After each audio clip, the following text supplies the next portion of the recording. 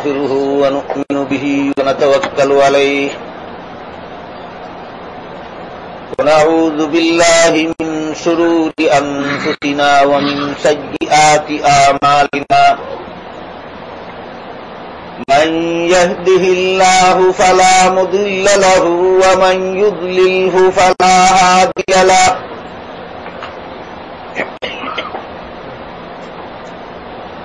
ونشهد أن لا إله إلا الله وحده لا شريك له ونشهد أن سيدنا ونبينا ومولانا محمدا عبده ورسوله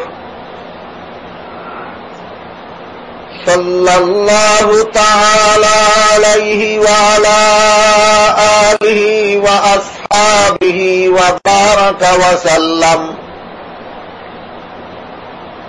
أما بعد فأعوذ بالله من الشيطان الرجيم بسم الله الرحمن الرحيم الحمد لله رب العالمين بارك الله لنا ولكم في القرآن العظيم ونفعنا وإياكم بالآيات والذكر الحكيم حضرات علماء کرام محترم হাজিরিন গতকাল পর্যন্ত সূরাতুল ফাতিহার নামগুলির মধ্যে আসাসুল কুরআন এবং উম্মুল কুরআন নামের আলোচনা হয়েছে। সূরাতুল ফাতিহার আরেক নাম সূরাতুস সাবঈল মাসানি। সাবউনের অর্থ সাত আর মাসানি অর্থ বারবার। সূরাতুল ফাতিহায় 7টা আয়াত আছে, নাযিল হয়েছে বারবার, নামাজে তিলাওয়াত করতে হয় বারবার। যেহেতু 7 আয়াতওয়ালা সূরা বারবার নাযিল হয়েছে, যেহেতু 7 আয়াতওয়ালা সূরা বারবার নামাজে তিলাওয়াত করতে হয়, এজন্য আল্লাহ এই সূরাকে সাবউল মাসানি নামে নামকরণ করেছেন।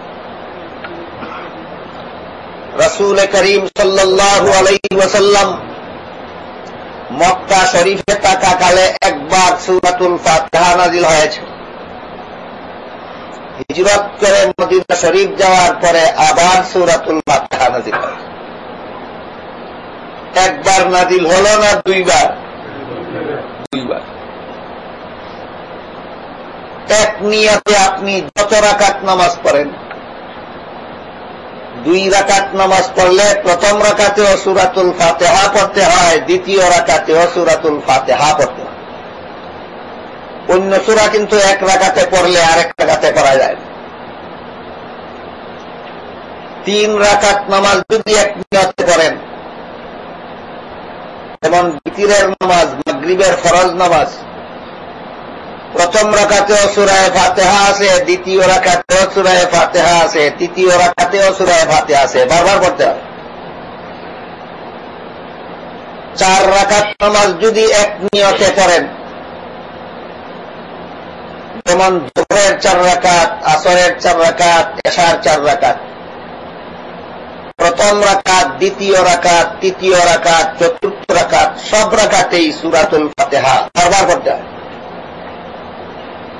যেহেতু এই সূরা নামাজের প্রতি রাকাতে বারবার পড়তে হয়, এই জন্য আল্লাহ এই সূরাকে সাবউল মাসানি নামে নামকরণ করেছেন। অন্য সূরা এক নিয়তে যত রাকাত নামাজ পড়া হয়, এই রাকাতগুলির মধ্যে অন্য সূরা বারবার পড়লে নামাজ মাকরুহ হয়, নামাজের সওয়াব নষ্ট হয়ে যায়। আর সূরাতুল ফাতিহা বারবার পড়লেই পরিপূর্ণ সওয়াব পাওয়া যায়। আমি আশা করি বিষয়টা আপনারা বুঝতে পেরেছেন যে অন্য সূরা যেখানে বারবার পড়ার নিয়ম নাই, সেখানে সূরাতুল ফাতিহা আল্লাহ নামাজে বারবার পড়ার নিয়ম দিয়েছেন। এই জন্য এই 7 আয়াতওয়ালা সূরাকে আল্লাহ সাবউল মাসানি নামে নামকরণ করেছেন। ওই 7 আয়াত বিশিষ্ট সূরা, যে সূরাকে নামাজে বারবার পড়তে হয়। এখন প্রশ্ন হল, কেন আগের রাকাতে আলাম তারা পড়লে পরের রাকাতে আলাম তারা পড়ার নিয়ম নাই? আগের রাকাতে কুল হু আল্লাহ পড়লে পরের রাকাতে কুল হু আল্লাহ পড়ার নিয়ম নাই। কিন্তু সূরাতুল ফাতিহা আগের রাকাতে, পরের রাকাতে, তৃতীয় রাকাতে, চতুর্থ রাকাতে, সব রাকাতে পড়ার নিয়ম করা হইল কেন? এই কেনর জবাবটা অনেক লম্বা, এটা আমি আজকে বিস্তারিতভাবে দিয়ে শেষ করতে পারব। শুধু 2টা কারণের দিকে আজকে ইঙ্গিত করব মাত্র। অন্য একদিন বলা হয়েছে বিগত তারিখগুলির মধ্যে যে নামাজের ভিতরে বান্দা আল্লাহর সাথে কথাবার্তা বলে সূরাতুল ফাতিহার মাধ্যমে। এই সুযোগটা বান্দাকে বারবার দেওয়ার জন্য আল্লাহ সূরাতুল ফাতিহা বারবার পড়ার ব্যবস্থা আছে। সূরাতুল ফাতিহার মাধ্যমে বান্দা আল্লাহর সাথে নামাজে কথাবার্তা বলে। কিভাবে কথাবার্তা বলে তার একটু বিস্তারিত আলোচনা অন্য তারিখে হয়েছে। যেমন এক হাদিসে আল্লাহ রাসূল বলেন, বান্দা যখন নামাজে দাঁড়িয়ে সূরাতুল ফাতিহার প্রথম আয়াত আলহামদুলিল্লাহি রাব্বিল আলামিন বলে, আল্লাহ পাক রব্বুল আলামিন সাথে সাথে তার কথার জবাব দিয়া বলেন, হামিদানি আব্দি, আমার বান্দা আমার প্রশংসা করল। যখন মুসাল্লি আর রহমানির রহিম বলে, রাসূল বলেন আল্লাহ তার কথার জবাবে বলেন, আসনা আলাইয়া আব্দি, আমার বান্দা আমার গুণগান গাইল। যখন মুসাল্লি মালিক ইয়াউমিদ্দিন বলে, আল্লাহ সাথে সাথে তার কথার জবাব দিয়া বলেন, মাজ্জাদানি আব্দি, আমার বান্দা আমাকে সম্মান করল। যখন বান্দা বলে ইয়্যাকা না'বুদু ওয়া ইয়্যাকা নাস্তাঈন, একমাত্র তোমারই ইবাদত করি আর তোমারই কাছে সাহায্য চাই, তখন আল্লাহ তার কথার জবাবে বলেন, যালিকা বাইনি ওয়া বাইনা আব্দি ওয়া লি আব্দি মা সাআল। এই আয়াতের মধ্যে একটা কথা বান্দা আমার জন্য বলেছে, সেটা হলো সে আমার ইবাদত করে। আর একটা কথা বান্দা তার জন্য বলেছে, সে আমার কাছে সাহায্য চায়। হে আমার বান্দা, তুমি যেহেতু একমাত্র আমার ইবাদত করো আর সাহায্য আমার কাছেই চাও, কাজেই তুমি যা চাইবে তাই তোমাকে দান করে দেব। এই সামান্য উদাহরণের মাধ্যমে আমি আশা করি আপনারা বুঝতে পেরেছেন, বান্দা সূরাতুল ফাতিহার মাধ্যমে নামাজে আল্লাহর সাথে কথাবার্তা বলে। যেই বান্দা একমাত্র আল্লাহর ইবাদত করবে, আল্লাহ পাক রব্বুল আলামিন সেই বান্দাকে তার চাহিদা পূরণ করে দেবে। এক হাদিসে উল্লেখ আছে, হযরত রাসূল করিম সাল্লাল্লাহু আলাইহি ওয়াসাল্লাম একজন সাহাবীকে বলেন, ও আমার প্রিয় সাহাবী, তুমি জানো কি বান্দার কাছে আল্লাহর কি প্রাপ্য আছে আর আল্লাহর কাছে বান্দার কি প্রাপ্য আছে? সাহাবী বলেন, রাসূল আমি জানি না, আপনি আমাকে শিক্ষা দিন। রাসূল বলেন, শুনে রেখো, বান্দার কাছে আল্লাহর প্রাপ্য আছে, বান্দা আল্লাহকে লা শরীক জেনে একমাত্র আল্লাহর ইবাদত করবে। একমাত্র আল্লাহর ইবাদত করবে বান্দা, এটা বান্দার কাছে আল্লাহর প্রাপ্য। আর আল্লাহর কাছে বান্দার একটা প্রাপ্য আছে, সেটা হলো আল্লাহ তাকে জান্নাতে দিবেন। আল্লাহর প্রাপ্য হলো ইবাদত, বান্দার প্রাপ্য হলো জান্নাত। তারপরে রাসূল বলেন, যে বান্দা আল্লাহর প্রাপ্য দেবে, আল্লাহ তার প্রাপ্য দিয়া দেবেন। মানে কি? যে বান্দা আল্লাহর প্রাপ্য দেবে মানে ইবাদত করবে, আল্লাহ তার প্রাপ্য দেবেন মানে জান্নাতে দিয়ে। এক হাদিসে উল্লেখ আছে, একটা মেয়ে লোক তার কুলের শিশু কুলে নিয়ে রাসূলের দরবারে হাজির হল। হাজির হইয়া জিজ্ঞাসা করলো, ওগো আল্লাহর রাসূল, আমি একটা কথা জানতে এসেছি। কি জানতে চাও? বলে আমি জানতে চাই একটা মেয়ে লোক তার কুলের শিশুকে বেশি দয়া মায়া করে, আল্লাহ তার বান্দাকে বেশি দয়া মায়া করে, এটা জানতে চাই। রাসূল বলেন ভালো রকম স্মরণ রেখো, একটা মেয়ে লোক তার কুলের শিশুকে যে পরিমাণ দয়া মায়া করে, আল্লাহ তার বান্দাকে তার চেয়ে বহু গুণ বেশি দয়া মায়া করে। এই পর্যন্ত প্রশ্নটাও সহজ, উত্তরটাও সহজ। এরপরে মেয়ে লোকটা এমন একটা কঠিন প্রশ্ন করে বসল, যেই প্রশ্নের জবাব রাসূল আল্লাহর কাছ থেকে শিখে দিতে হবে।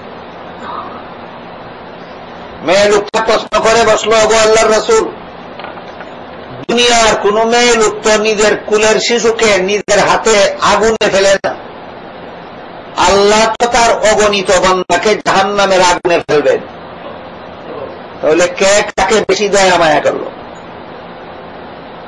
কেমন করে বুঝি যে একটা মেয়ে লোকে তার কুলের শিশুকে যে পরিমাণ দয়া মায়া করে, আল্লাহ তার বান্দাকে তার চেয়ে বেশি দয়া করেন, বুঝবো কেমন করে?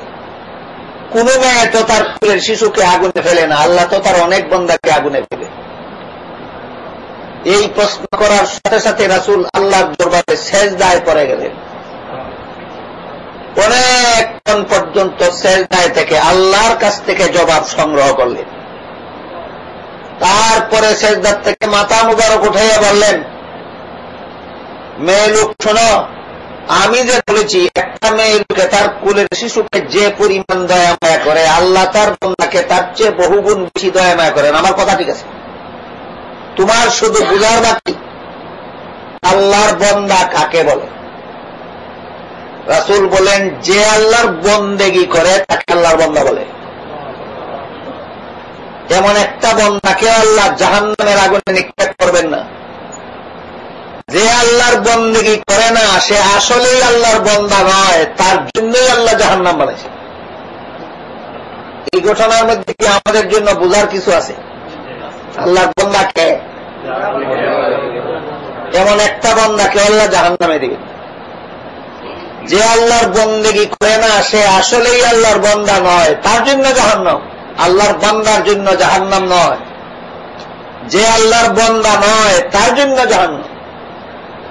এই জন্য ওই হাদিসে আল্লাহ রাসূল বলেন, যখন মুসাল্লি বলে ইয়াকা না'বুদু, একমাত্র তোমারই বন্দেগী করি, ওয়া ইয়াকা নাস্তাঈন, আর একমাত্র তোমারই কাছে সাহায্য চাই।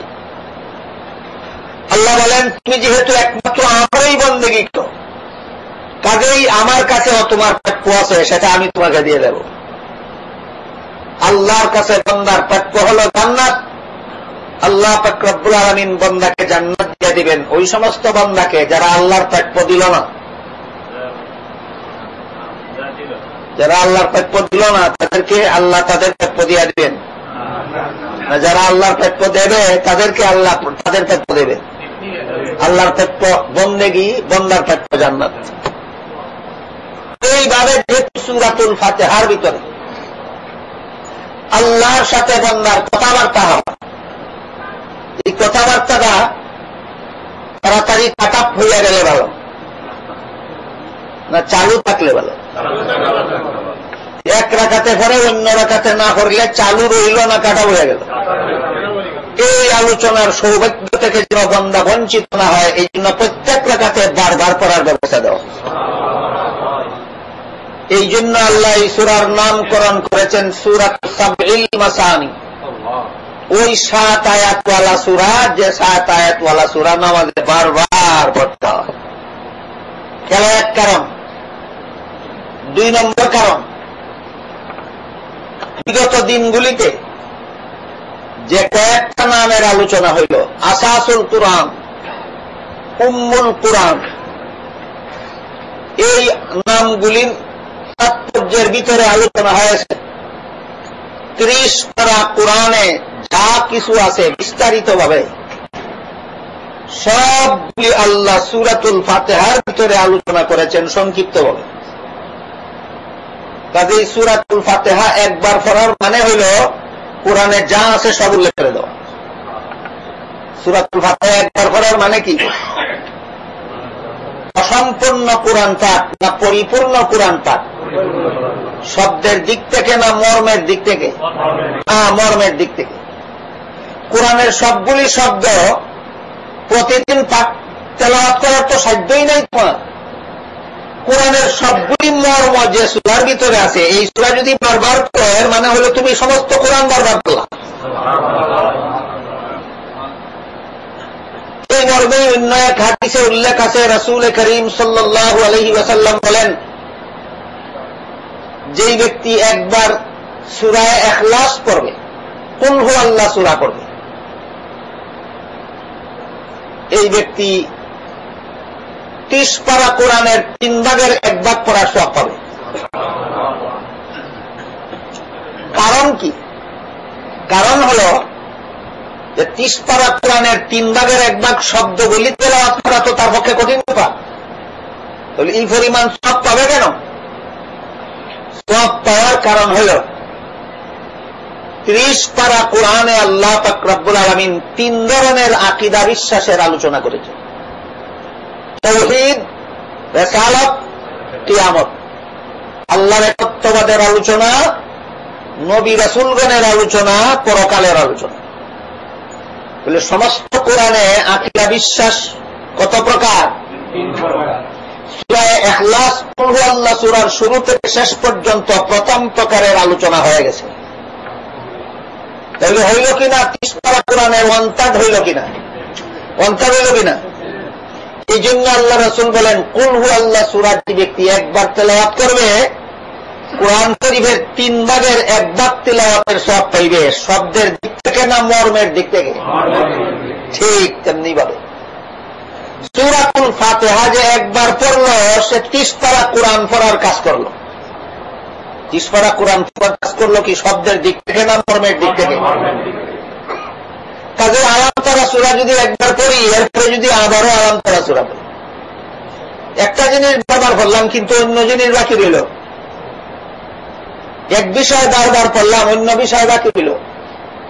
সূরাতুল ফাতিহা একবার পড়লে কোরআনের কোন বিষয় বাকি রইল না, কোরআনের সবকিছু পড়ে শেষ করা হল।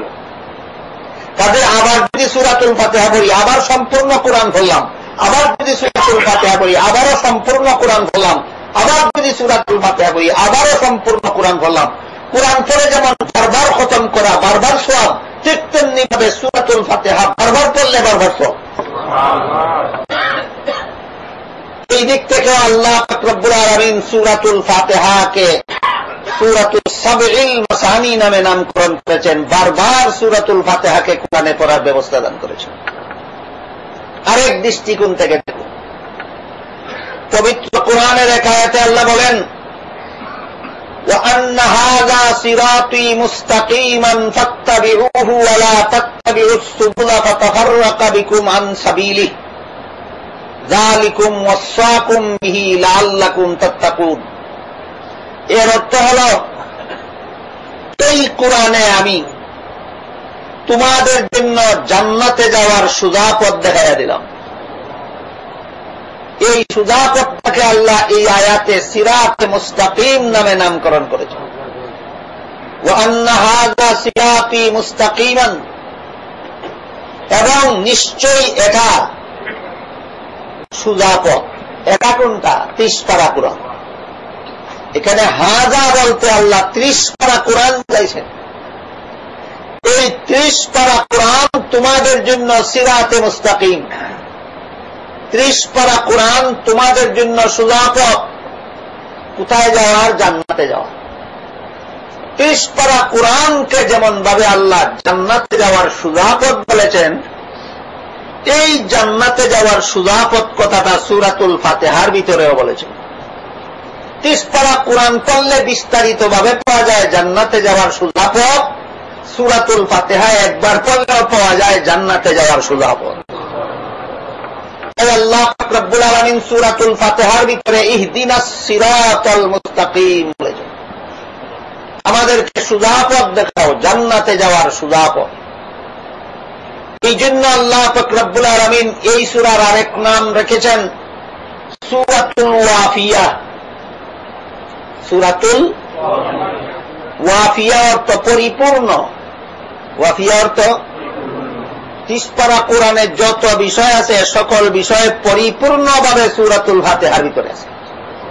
এই জন্য আল্লাহ এই সূরার এক নামকরণ করেছেন সূরাতুল ওয়াফিয়া, পরিপূর্ণ সমস্ত কোরআনের পরিপূর্ণ বিষয় সম্বলিত সূরা। এই জন্য সূরাতুল ফাতিহাকে নামাজে বারবার পড়ার ব্যবস্থা দেওয়া হয়েছে। আপনারা কি বুঝতে পারলেন? আলাম তারা বারবার পড়ার মধ্যে আর আলহামদু সূরা বারবার পড়ার মধ্যে বেশ ব্যবধানটা। আলাম তারা বারবার পড়লে কতগুলি আয়াত বারবার পড়লো, কিন্তু বিষয় সবগুলি আসলো না। সূরাতুল ফাতিহা একবার পড়লে সমস্ত কোরআনের বিষয় আসলো, আবার পড়লে আবার সম্পূর্ণ কোরআন পড়ার সমান হইল, আবার পড়লে আবার সম্পূর্ণ কোরআন পড়ার সমান হইল, আবার পড়লে আবার সুরানা কোরআন পড়ার সমান হইল। এই সিরাতে মুস্তাকিম আল্লাহ 30 পারা কোরআনকেও বলেছেন, সূরাতুল ফাতিহার ভিতরেও সিরাতে মুস্তাকিম কথা উল্লেখ করে দিয়েছেন। মুফাসসিরিনে কেরাম তাফসীরের কিতাবে লিখেছেন, সিরাতে মুস্তাকিম কথার অর্থ যে সোজা পথ, খেয়ে যাওয়ার পথ, কোথায় যাওয়ার পথ অন্যদিন আলোচনা আছে। দুনিয়ার মানুষের জন্য জান্নাতে পৌঁছার সোজা পথ। কোথাকার মানুষের জন্য জান্নাতে পৌঁছার সোজা পথ? দুনিয়ার। যারা দুনিয়াতে এখনো আসেনি তাদের জন্য কোরআনকে ফলো করার কোন নির্দেশই নেই, নাকি নির্দেশ আছে? দুনিয়াতে আসার আগেই কোরআন ফলো করার হুকুম আছে? নাই। আজ যারা এখনো আসেনি তাদের জন্য কোরআন সুজাপথ নয়, দুনিয়াতে আসলে পরে ভাবে সুজাপথ। আর দুনিয়া থেকে যারা বিদায় হয়ে গেছে তাদের জন্য কোরআন জান্নাতে পৌঁছার সুজাপথ নয়। আবু জাহাল দুনিয়া থেকে বিদায় হয়ে গেছে, তা আছে এখনো? তার জন্য কি এখন কোরআন জান্নাতে পৌঁছার সুজাপথ? না। আবু লাহাবের জন্য কোরআন এখন আর জান্নাতে পৌঁছার সুজাপথ নয়। ডক্টর আহমদ শরীফের জন্য কোরআন এখন আর জান্নাতে পৌঁছার সুজাপথ নয়। তবে ক্লিয়ারলি বুঝতে হবে আমাদের, কোরআন যে জান্নাতে পৌঁছার সুজাপথ তার জন্য, দুনিয়ার মানুষের জন্য। কোথায় যাওয়ার? জান্নাতে যাওয়া। এতটুকু কথা তো সহজ। 30 পারা কোরআনকে আল্লাহ সিরাতে মুস্তাকিম বলেছেন, সূরাতুল ফাতিহায় আল্লাহ সিরাতে মুস্তাকিম বলেছেন। এর অর্থ হল দুনিয়ার মানুষের জন্য জান্নাতে পৌঁছার সুজাপথ। অর্থ তো সহজ, কিন্তু সুনির্দিষ্টভাবে তো আমাদের চিনতে হবে পথটা কোনটা।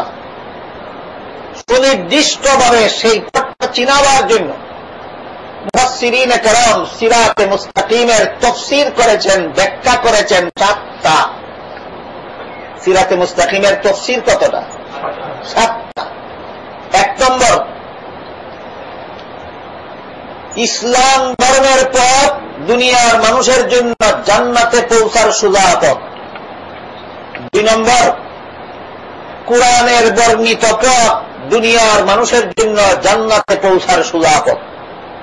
3 নম্বর, নবী রাসূলগণের পথ দুনিয়ার মানুষের জন্য জান্নাতে পৌঁছার সোজা পথ। 4 নম্বর, সিদ্দিকগণের পথ দুনিয়ার মানুষের জন্য জান্নাতে পৌঁছার সোজা পথ।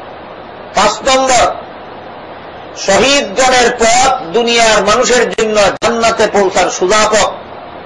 6 নম্বর, সালেহগণের পথ দুনিয়ার মানুষের জন্য জান্নাতে পৌঁছার সোজা পথ। 7 নম্বর, আহলে সুন্নাত ওয়াল জামাতের পথ দুনিয়ার মানুষের জন্য জান্নাতে পৌঁছার সোজা পথ। কথা ব্যাখ্যা হইল। এখন আর একটা কঠিন কথা আপনাদের বুঝতে হবে। আমি আশা করব আপনাদেরকে সহজবিদ্ধ করে দেওয়ার, আল্লাহ তৌফিক দিক সহজে বোঝার।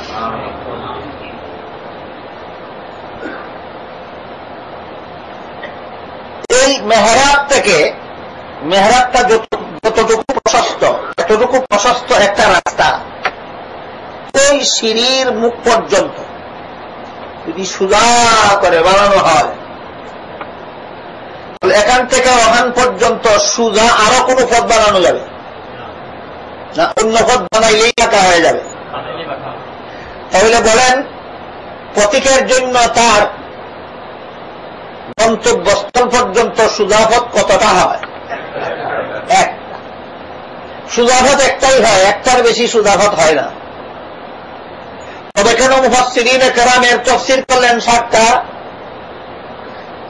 ইসলাম ধর্মের পথ দুনিয়ার মানুষের জন্য জান্নাতে পৌঁছার সোজা পথ, কুরআনের পথ দুনিয়ার মানুষের জন্য জান্নাতে পৌঁছার সোজা পথ, নবীগণের পথ একই পথ, সিদ্দিকগণের পথ এই পথ, শহীদগণের পথ এই পথ, সালেহগণের পথ এই পথ, আহলে সুন্নাত ওয়াল জামাতের পথ এই পথ। ব্যাখ্যাটা হল কেন?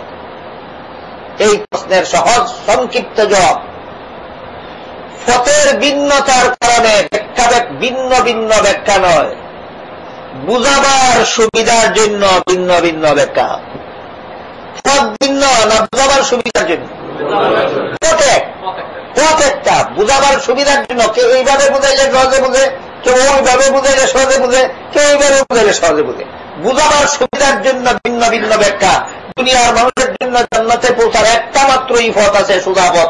দ্বিতীয় কোনো পথ সোজা নাই, সবগুলি পথ বাঁকা। এই একটা মাত্র সোজা পথ ছেড়ে মানুষ যেই পথেই যাবে সে বাঁকা পথের প্রতীক হয়ে জাহান্নামে চলে যাবে। এই কথাটার একটা উদাহরণ বুঝে। সিরাতে মুস্তাকিমের প্রথম ব্যাখ্যা হল ইসলাম ধর্মের পথ দুনিয়ার মানুষের জন্য জান্নাতে পৌঁছার সোজা পথ। 2 নম্বর ব্যাখ্যা হল কুরআনের বর্ণিত পথ দুনিয়ার মানুষের জন্য জান্নাতে পৌঁছার সোজা পথ। এবার আপনারাই বলুন, ইসলাম ধর্মের এক পথ আর কুরআনের আরেক পথ একই পথ? কেউ ইসলামের পথ বললে সহজে বুঝবে পথ একটাই, কেউ কুরআনের পথ বললে সহজে বুঝবে পথ একটাই, কেউ নবীগণের পথ বললে সহজে বুঝবে পথ একটাই, কেউ সিদ্দিকগণের পথ বললে সহজে বুঝবে পথ একটাই, কেউ শহীদগণের পথ বললে সহজে বুঝবে পথ একটাই, কেউ সালেহগণের পথ বললে সহজে বুঝবে পথ একটাই, কেউ আহলে সুন্নাত ওয়াল জামাতের পথ বললে সহজে বুঝবে পথ একটাই। এই পর্যায়ে এসে আমাদের 7টা জিনিসের পরিচয় বোঝা দরকার। একটা হলো কোরআন ইসলাম কোন জিনিসের নাম, আর একটা হলো কোরআন কোন জিনিসের নাম। এই সবগুলি তো সিরাতে মুস্তাকিমের ব্যাখ্যা। ইসলাম কিসের নাম, কোরআন কিসের নাম, নবীগণ কাদের নাম, সিদ্দিকগণ কাদের নাম, শহীদগণ কাদের নাম, সালেহগণ কাদের নাম, আহলে সুন্নাত ওয়াল জামাত কাদের নাম। যেহেতু এই 7টা ব্যাখ্যা সিরাতে মুস্তাকিমের, কাজে 7টা ব্যাখ্যার প্রতিটি ব্যাখ্যা বোঝা দরকার। পুরা ইসলাম কাকে বলে, কোরআন কাকে বলে, নবীগণ কাকে বলে, আহলে সুন্নাত ওয়াল জামাত কাকে বলে, পরিষ্কারভাবে চিনলেই আমরা পরিষ্কারভাবে বুঝতে পারবেন যে কোরআন যে বলছে এই কোরআন অথবা এই সূরাতুল ফাতিহা দুনিয়ার মানুষের জন্য জান্নাতে পৌঁছার সোজা পথ। চিহ্নিতভাবে বুঝতে পারবেন পথটা কোনটা। মুফাসসিরিনে কেরাম তাফসীরের কিতাবে লিখেছেন, ইসলাম একটা ধর্ম, ইসলাম একটা ধর্ম। আল্লাহ পাক রব্বুল আলামিন দুনিয়ার মানুষের জন্য জান্নাতে পৌঁছার সোজা পথ হিসাবে দান করেছেন। ইসলাম একটা ধর্ম। ধর্ম কাকে বলে? আল্লাহর যত বিধিবিধান আছে প্রত্যেকটা বিধিবিধান পালন করার নাম এক একটা ইবাদত। আল্লাহ নামাজ পড়ার আদেশ করেছেন, তাই নামাজ একটা ইবাদত। আল্লাহ রোজা রাখার আদেশ করেছেন, তাই রোজা রাখা একটা ইবাদত। আল্লাহ হজ করার আদেশ করেছেন, তাই হজ একটা ইবাদত। আল্লাহ যাকাত দেওয়ার আদেশ করেছেন, তাই যাকাত দেওয়া একটা ইবাদত। আল্লাহ চুরি করতে নিষেধ করেছেন, কাজেই চুরি না করা একটা ইবাদত। আল্লাহ সুদ খাইতে নিষেধ করেছেন, সুদ না খাওয়া ইবাদত। আল্লাহ ঘুষ খাইতে নিষেধ করেছেন, ঘুষ না খাওয়া ইবাদত। আল্লাহর আদেশ নিষেধগুলি পালন করার নাম ইবাদত। একটা আদেশ পালন করলাম, একটা ইবাদত করলাম, একটা নিষেধ পালন করলাম, একটা ইবাদত করলাম। সমস্ত ইবাদতের সমষ্টির নাম ধর্ম। সমস্ত ইবাদতের সমষ্টির নাম ধর্ম। আল্লাহর সকল ইবাদতের সমষ্টির নামই ধর্ম। আল্লাহর যাবতীয় বিধিনিষেধের সমষ্টির নামই ধর্ম। আদম আলাইহিস সালামের মাধ্যমে আল্লাহ বিধিনিষেধ আরোপ করেছিলেন, নূহ আলাইহিস সালামের মাধ্যমে বিধিনিষেধ আরোপ করেছিলেন, ইব্রাহিম আলাইহিস সালামের মাধ্যমে বিধিনিষেধ আরোপ করেছিলেন, মুসা আলাইহিস সালামের মাধ্যমে বিধিনিষেধ আরোপ করেছিলেন, ঈসা আলাইহিস সালামের মাধ্যমে বিধিনিষেধ আরোপ করেছিলেন, মুহাম্মদুর রাসূলুল্লাহ সাল্লাল্লাহু আলাইহি ওয়াসাল্লামের মাধ্যমে বিধিনিষেধ আরোপ করেছেন। আল্লাহর বিধিনিষেধ এর সমষ্টির নাম হয় ধর্ম। আল্লাহ প্রদত্ত ধর্মের নাম হয় ইসলাম। আল্লাহ প্রদত্ত ধর্মের নাম হয়। এবার বলেন, আদম আলাইহিস সালাম কার দেওয়া ধর্ম প্রচার করলেন? তাহলে ওনার ধর্মটার নাম কি? নূহ আলাইহিস সালামের, ইব্রাহিম আলাইহিস সালামের, মুসা আলাইহিস সালামের, ঈসা আলাইহিস সালামের, মুহাম্মদুর রাসূলুল্লাহ সাল্লাল্লাহু আলাইহি ওয়াসাল্লাম। তাহলে ইসলামের মধ্যে জান্নাতে পৌঁছার সোজা পথ। ইসলাম কাকে বলে? সকল নবীর প্রচারিত ধর্মের নাম ইসলাম। একটা কথা ক্লিয়ার হইল কিনা দেখেন। সিরাতে মুস্তাকিমের 7টা তাফসীর, 7টা ব্যাখ্যা। এর মধ্যে একটা হল ইসলাম ধর্মের পথ দুনিয়ার মানুষের জন্য জান্নাতে পৌঁছার সোজা পথ, সিরাতে মুস্তাকিম। আমি জিজ্ঞাসা করলে একটু দয়া করে বলবেন কি ইসলাম কাকে বলে? সকল নবীর প্রচারিত ধর্মের নাম, সকল নবীর প্রচারিত ধর্মের নাম। ঈসা আলাইহিস সালাম ইসলাম ছাড়া অন্য কোন ধর্ম প্রচার করেননি। মুসা আলাইহিস সালাম ইসলাম ছাড়া অন্য কোন ধর্ম প্রচার করেননি। ইব্রাহিম আলাইহিস সালাম ইসলাম ছাড়া অন্য কোন ধর্ম প্রচার করেননি। অন্য কোন ধর্ম কোন নবী প্রচার করছেন বলার মানে হল যে তিনি আল্লাহর বিধিনিষেধের কথা প্রচার করছেন না, অন্য কিছু প্রচার করছেন। আল্লাহর বিধিনিষেধ পালনের নাম ধর্ম, এটা সব নবী প্রচার করেছেন। সুতরাং সকল নবীর প্রচারিত ধর্মের নাম ইসলাম। গেল সংক্ষেপে 7 ব্যাখ্যার 1 ব্যাখ্যার পরিচয়। ইসলাম কাকে বলে? 2 নম্বর ব্যাখ্যা হল কোরআনের বর্ণিত পথ, সিরাতে মুস্তাকিমের পথ। কোরআনের বর্ণিত পথ দুনিয়ার মানুষের জন্য জান্নাতে পৌঁছার সোজা পথ। কোরআন কাকে বলে? কোরআন বলে আল্লাহর ওই ওহীকে, যে ওহীর শব্দ এবং মর্ম উভয়টা আল্লাহর পক্ষ থেকে নির্ধারিত। আল্লাহর সেই ওহীর নাম কোরআন, যে ওহী মুহাম্মদুর রাসূলুল্লাহ সাল্লাল্লাহু আলাইহি ওয়াসাল্লামের কাছে নাযিল করা হয়েছে। মর্ম আল্লাহর পক্ষ থেকে পাঠানো হয়েছে, শব্দ আল্লাহর পক্ষ থেকে নির্ধারিত রয়েছে। আল্লাহর সেই ওহীর নাম কোরআন।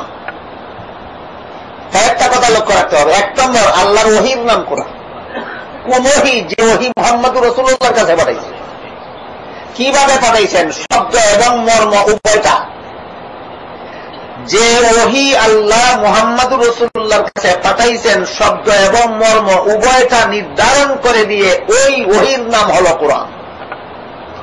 আর আল্লাহ যে ওহী মুহাম্মদুর রাসূলুল্লাহর কাছে পাঠাইছেন, মর্মটা দিয়া, শব্দ আল্লাহ নির্ধারণ করেননি, রাসূল নিজের শব্দে নিজের ভাষায় প্রকাশ করেছেন, সেইটাও ওহী। কিন্তু এটার নাম কোরআন নয়, ওইটার নাম হাদিস।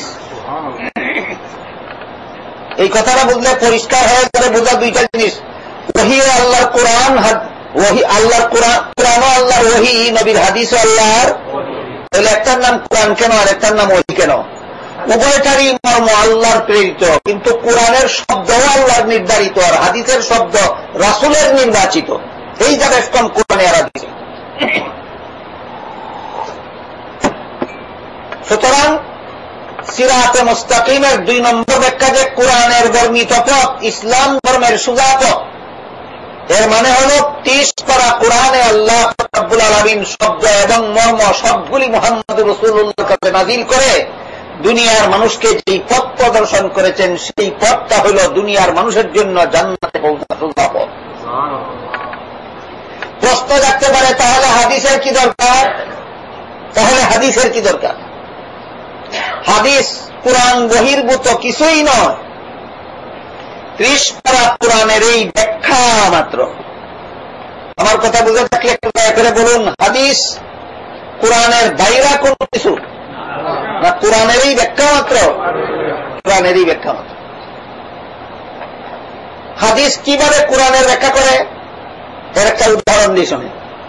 অন্যদিনও বলেছি, আল্লাহ পাক রব্বুল আলামিন কোরআনের এক আয়াতে কোন মাসে রোজা রাখা ফরজ পরিষ্কার ভাষায় বলেছেন, শাহরু রমাদান, রমজান মাসে রোজা রাখা ফরজ। কিন্তু রমজান মাস আসলে কতদিন রোজা রাখতে হবে কথাটা আল্লাহ পরিষ্কার বলেননি কোরআনে। অনেক কথাই আল্লাহ কোরআনে পরিষ্কার বলেননি। এই জিনিসটা অনেকের না বোঝার কারণে অনেক রকমের ভুল বুঝাবুঝিতে আছে। বর্তমান সমাজে অনেক বুদ্ধিমান, নিজেকে নিজে যারা বুদ্ধিমান মনে করে, এমন অনেক বুদ্ধিমান পাওয়া যায় যারা বলে কোরআন হাদিস যথেষ্ট।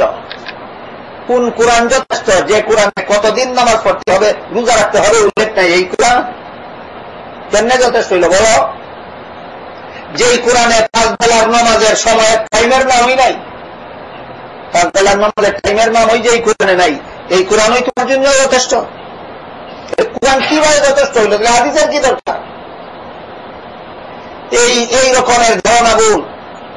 যারা বলে আমার কোরআন হাদিস যথেষ্ট, আর কিছু লাগে না, না, কোরআন বুঝার জন্য হাদিস লাগে, কোরআন বুঝার জন্য হাদিসের ব্যাখ্যা লাগে, আর হাদিস বুঝার জন্য মযহাবের ইমামগণের ব্যাখ্যা লাগে। কোরআন বুঝার জন্য কিসের ব্যাখ্যা লাগে? হাদিস বুঝার জন্য। অনেক কথা কোরআনে নাই, হাদিসের ব্যাখ্যায় পাওয়া যায়, অনেক কথা হাদিসে নাই, ইমামগণের মযহাবের ইমামগণের ব্যাখ্যা পাওয়া যায়। এক দুইটা উদাহরণ শোনেন। কোন মাসে রোজা রাখতে হবে এইটার সমাধান কোরআনে পাওয়া যায়, পাওয়া যায়।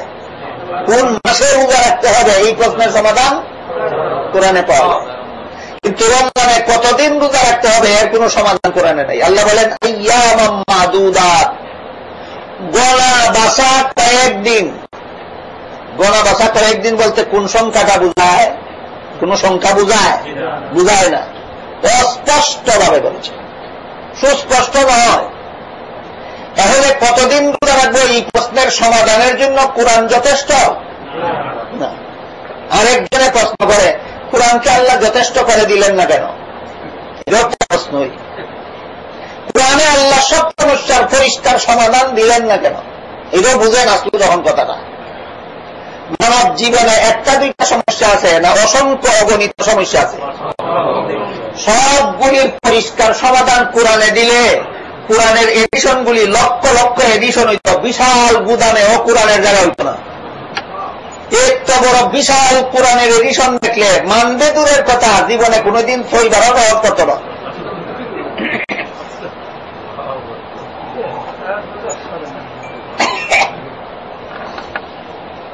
এছাড়া অনেক ব্যাপার এমন আছে এই ব্যাপারগুলি যদি কোরআনে সুস্পষ্ট বিধান বর্ণনা করে দেওয়া হয়, আল্লাহ ইচ্ছা করলে দিতে পারবেন, কিন্তু সমস্যা দাঁড়াবে তোমার জন্য।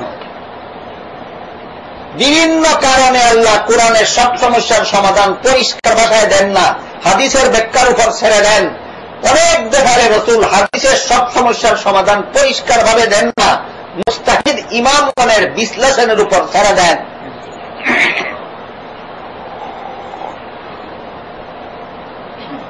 যেমন রমজান মাস আসলে কতদিন রোজা রাখতে হবে যদি আল্লাহ পরিষ্কার ভাষায় বলে দিতেন 30 দিন রোজা রাখতে হবে, তাহলে যেই বছর 29 রমজানের 29 তারিখে ঈদের চাঁদ দেখা যাইত, সেই দিন তো সেই বছর তোমার 30-এর সংখ্যা যাইত কোথায়? এই 30-এর সংখ্যাটা পরিষ্কারভাবে কোরআনে বললে আমাদের ঈদের দিনেও রোজা রাখতে হইত কিনা? হ্যাঁ, রমজানের 29 তারিখে চাঁদ দেখা গেল, অথচ কোরআনে আল্লাহ 30 দিন রোজা রাখার কথা বলে দিলেন। এখন 30 কিভাবে হবে? ঈদের দিন রোজা রাখা ছাড়া এই 30-এর সংখ্যা পালন করার কোন পথ থাকবে না। কাজেই তোমরা যেন আমার সুস্পষ্ট কথার দ্বারা এমন সমস্যার সম্মুখীন না হও, এই জন্য আমি কোরআনে অনেক বিষয় সুস্পষ্টভাবে বলিনি, রাসূলের হাদিসের ব্যাখ্যার উপর দিয়েছি। এইসব কথা অনেকে না জানার কারণে আজকে যত ধরনের পণ্ডিতের আবির্ভাব হইতেছে, এর কোন সীমা সংখ্যা নাই, এগুলি কিচ্ছুই বোঝে না একজন পণ্ডিত। আমার জন্য কোরআন হাদিস দলিল হিসাবে যথেষ্ট। কোরআনের একটা সূরা বুঝবো দূরের কথা সহি করে হতে পারে না। কত বড় পণ্ডিত কি মনে করেন আপনারা? কোরআনের ছোট্টখাটো একটা সূরা শুদ্ধভাবে পড়তে পারে না, বুঝবো দূরের কথা, দেখো আমার দলিল হিসাবে কোরআন হাদিস যথেষ্ট। তুমি কোরআন কি বুঝো? কথা বুঝলেন কিনা দেখেন। এই জন্য অতিরিক্ত পণ্ডিতি ভালো নয়, অতিরিক্ত পণ্ডিতি ভালো নয়, বরং আল্লাহ পরিষ্কার ভাষায় বলেছেন ফাসআলু আহলা যিকরি ইন কুনতুম লা তা'লামুন, তুমি যা জানো না তা যে জানে ওই ব্যাপারে তাকে ফলো করো। তুমি যা জানো না, যে ব্যাপার জানো না এই ব্যাপার যে জানে তাকে ফলো করো। বর্তমান দুনিয়াতে এমন একজন আলিম নাই যে ইসলামের সকল বিধান জানে, একজনও নাই। বর্তমান দুনিয়াতে এমন একজন আলিম নাই যে ইসলামের সকল বিধান জানে। যদি আপনি জিজ্ঞাসা করেন বলতে হবে বসুন আমি কিতাব দেখে বলবো, ও কিতাব থেকে দায়ী করে বলবে, নিজে জানে না।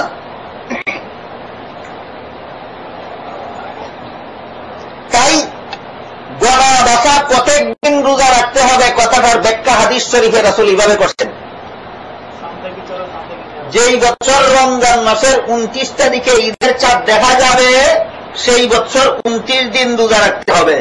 যেই বছর রমজান মাসের 29 তারিখে ঈদের চাঁদ দেখা যাবে না সেই বছর 30 দিন রোজা, 31 দিন কোন বছর রোজা রাখতে হবে না। কারণ হাদিস শরীফে আল্লাহ রাসূল বলেছেন প্রত্যেকটা চন্দ্রমাস হয়তো 29 দিন হবে আর না হয় 30 দিন হবে, 28 দিনে কোনো চন্দ্রমাস হবে না, 31 দিনে কোনো চন্দ্রমাস হবে না। তাহলে আল্লাহ যে কোরআনে বলেছিলেন গণা বা প্রত্যেক দিন, এটা ছিল অস্পষ্ট, ব্যাখ্যা করে রাসূল হাদিস শরীফে করে দিয়েছেন সুস্পষ্ট।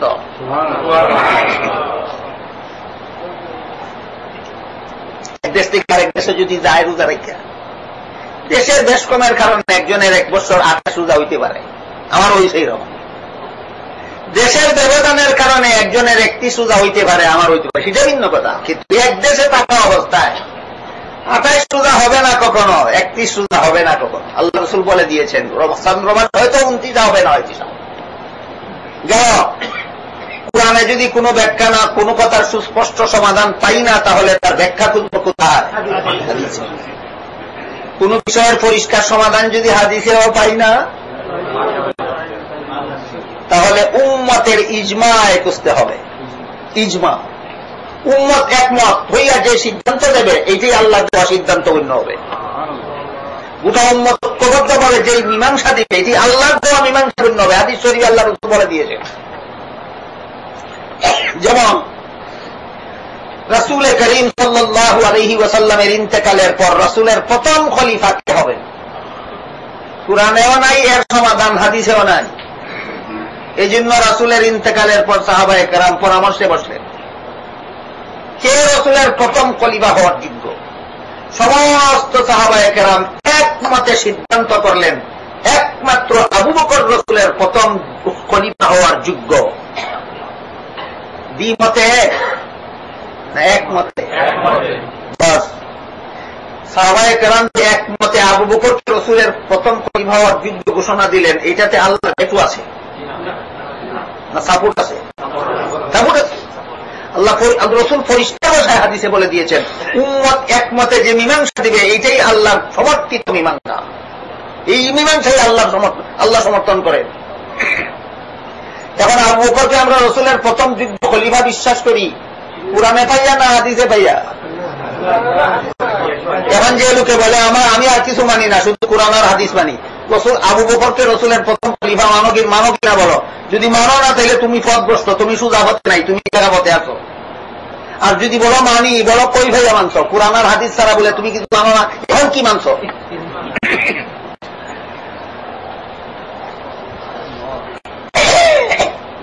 এই জন্য বলেছিলাম সিরাতে মুস্তাকিমের 7 ব্যাখ্যার প্রথম ব্যাখ্যা হল ইসলাম ধর্মের পথ দুনিয়ার মানুষের জন্য জান্নাতে পৌঁছা সোজা পথ। 2 নম্বর ব্যাখ্যা হল কোরআনের বর্ণিত পথ দুনিয়ার মানুষের জন্য জান্নাতে পৌঁছার সোজা পথ। প্রশ্ন ছিল হাদিস গেল কোথায়?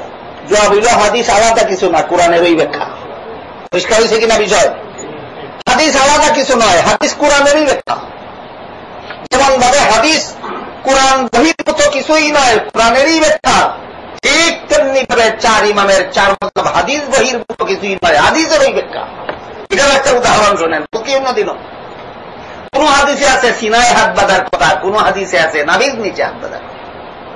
ইমাম আবু হানিফা রাহমাতুল্লাহি আলাইহি সমাধান দিয়া বলেন সিনায় হাত বাঁধার হাদিসগুলি নারীদের জন্য, নাভির নিচে হাত বাঁধার হাদিসগুলি পুরুষের জন্য। হানাফি মাযহাব মানলে আমার কোন হাদিসটা অমান্য হইল?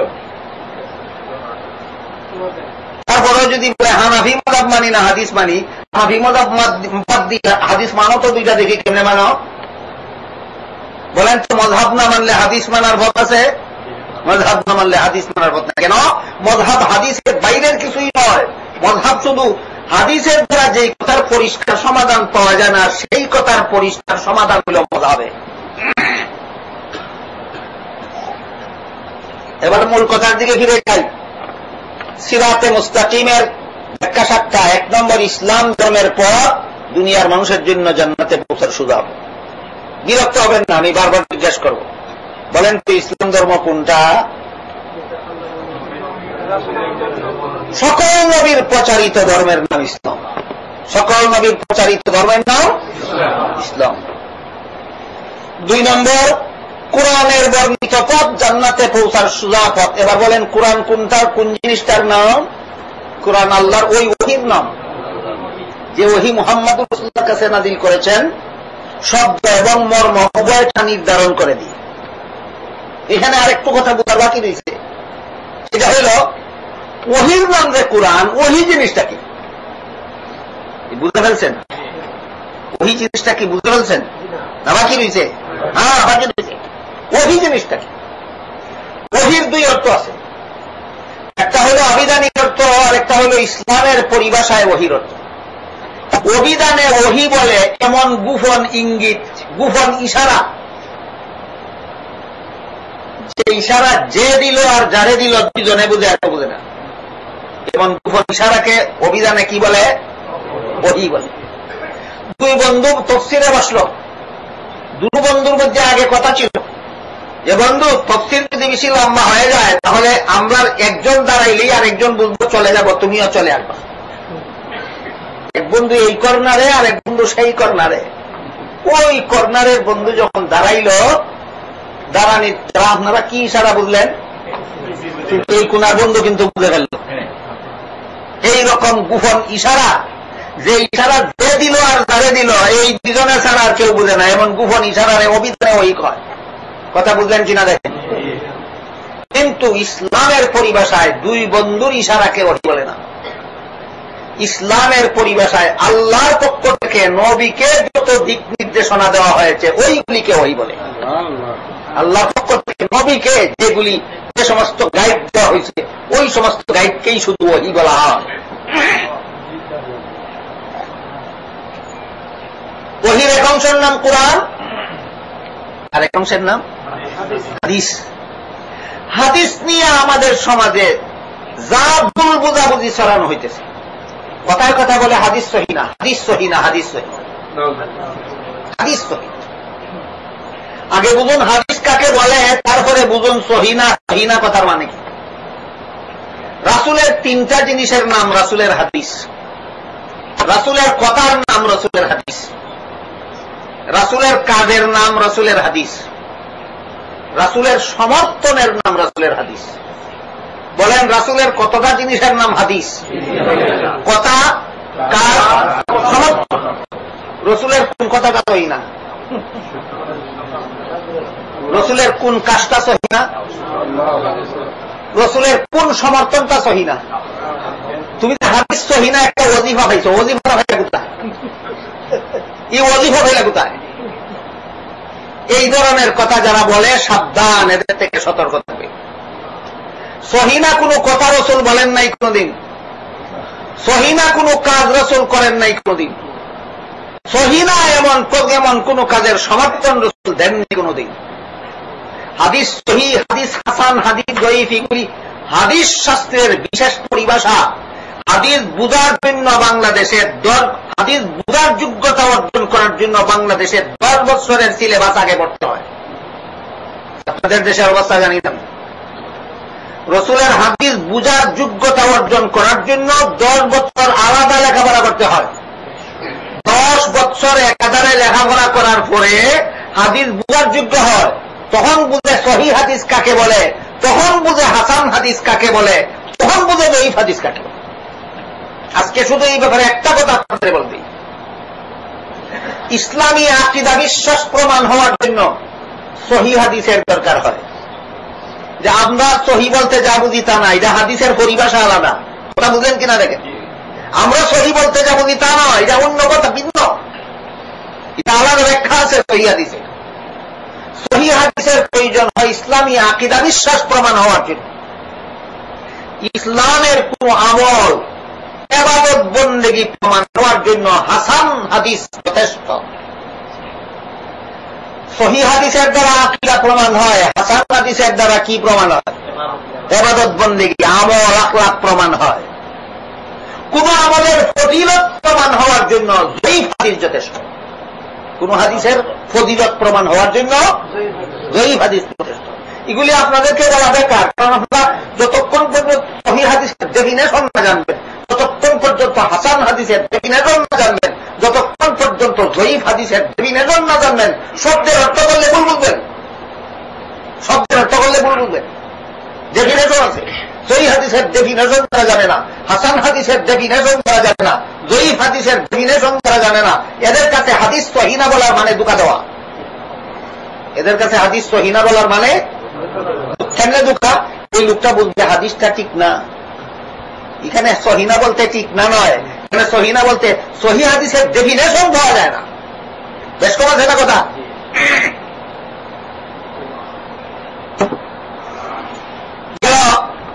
ওহী দুই প্রকার, কোরআন এবং হাদিস। ইসলাম ধর্মের পথ দুনিয়ার মানুষের জন্য জান্নাতে পৌঁছার সুযোগ। একটা কথা জিজ্ঞেস করি আপনাদের, আজকে তো ধারাবাহিক তাফসীরের আজকে শেষ, আগামীকাল ধারাবাহিক তাফসীর হবে না, অন্য একটা বিশেষ সাবজেক্টের উপর আলোচনা হবে। কাজে আজকে যদি ধারাবাহিকতার আলোচনায় কিছু সময় যদি আমার বেশ কম হয়, কিছু নির্ধারিত সময়ের কয়েক মিনিট আগে অথবা কয়েক মিনিট পরে যদি শেষ হয়, আপনাদের নামাজের কোনো অসুবিধা হবে হইলে আমাকে বললে আমি যে সময় বলবেন সেই সময় শেষ করে দেব।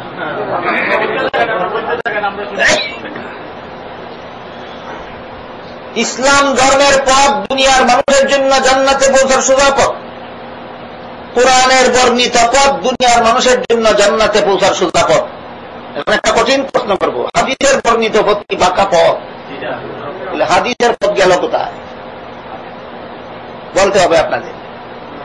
হাদিস কোরআনের বাইরে কিছুই নয়, কোরআনের ওই ব্যাখ্যা মাত্র। হাদিসের পথ কোরআনের পথ। কথা পরিষ্কার হইল কিনা দেখেন। সিরাতে মুস্তাকিমের 3 নম্বর ব্যাখ্যা ছিল নবীগণের পথ, জান্নাতে পৌঁছার সোজা পথ। 4 নম্বর ব্যাখ্যা ছিল সিদ্দিকগণের পথ, জান্নাতে পৌঁছার সোজা পথ। সিরাতে মুস্তাকিমের 5 নম্বর ব্যাখ্যা ছিল শহীদগণের পথ, জান্নাতে পৌঁছার সোজা পথ। সিরাতে মুস্তাকিমের 6 নম্বর ব্যাখ্যা ছিল সালেহগণের পথ, জান্নাতে পৌঁছার সোজা পথ। সিরাতে মুস্তাকিমের 7 নম্বর ব্যাখ্যা ছিল আহলে সুন্নাত ওয়াল জামাতের পথ, জান্নাতে পৌঁছার সোজা পথ। এখন এই 7টা ব্যাখ্যার মধ্যে কথা বুঝতে পারলাম এই পর্যন্ত দুইটা, ইসলাম কাকে বলে আর কোরআন কাকে বলে। দুইটা জিনিস ক্লিয়ার বুঝলেন? ইসলাম কাকে বলে? সকল নবীর প্রচারিত ধর্মের নাম। কোরআন কাকে বলে? আল্লাহর একটা বিশেষ ওহীর নাম। বিশেষ ওহী কোনটা? যেটা মুহাম্মদ রাসূলুল্লাহর কাছে পাঠাইছেন, শব্দ এবং মর্ম উভয়টা আল্লাহর পক্ষ থেকে পাঠানো হয়েছে, এমন ওহীর নাম কোরআন। বারবার এই জন্য বলি, কথাগুলি এত সহজ নয়। কথাগুলি আয়ত্ত করাও সহজ নয়, বুঝাও সহজ নয়, বুঝানোও সহজ নয়। আমি বারবার বলি আপনাদের স্মরণ থাকার জন্য। নবীগণ কাকে বলে, সিদ্দিকগণ কাকে বলে, শহীদগণ কাকে বলে, সালেহগণ কাকে বলে, আহলে সুন্নাত ওয়াল জামাত কাকে বলে। গতকালকে এক জায়গায় আলোচনা হয়েছে নবীগণের পরিচয়, সিদ্দিকগণের পরিচয়, শহীদগণের পরিচয়, সালেহগণের পরিচয়। সেখানে যারা ছিলেন না তাদের জন্য আজকে আবার বলি, যে সমস্ত মানুষকে আল্লাহ রাব্বুল আলামিন আল্লাহর পক্ষ থেকে মনোনীত করে পাঠানো হয়েছে পৃথিবীতে দুনিয়ার মানুষকে সুদাপথ দেখাবার জন্য, নিজেরাই যোগ্যতা অর্জন করেছেন না আল্লাহ মনোনীত করেছেন? আল্লাহর মনোনীত এই সমস্ত লোকদেরকে নবী রাসূল বলা হয়। দুনিয়ার মানুষকে আল্লাহর পথের দিশা দেওয়ার জন্য আল্লাহ যে সমস্ত মানুষকে মনোনীত করে পাঠান তাদেরকে নবী রাসূল বলা হয়। আর নবীগণের কথা বিনা যাচাইয়ে যারা নিশ্চিতভাবে বিশ্বাস করতে পারে তাদেরকে সিদ্দিক বলা হয়।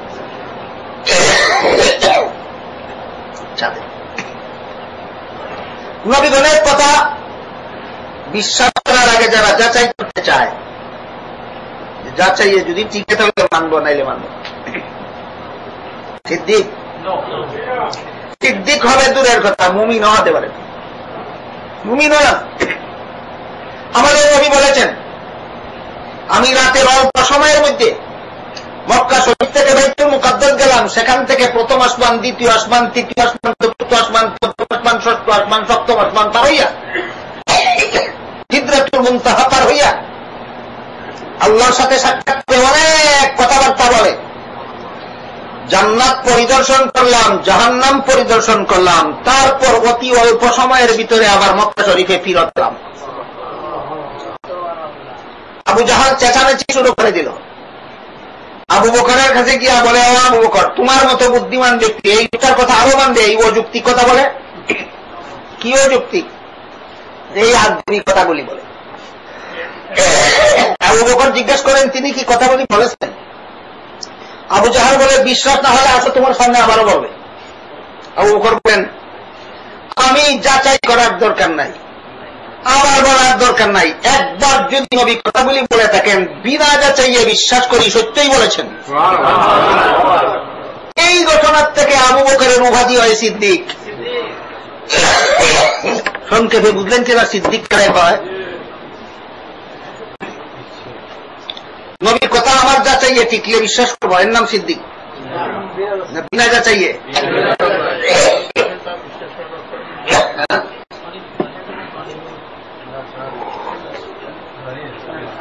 আজকে আমার শরীরটা অন্যদিন থেকে অনেক বেশি খারাপ, দুধের কাছে বলছি,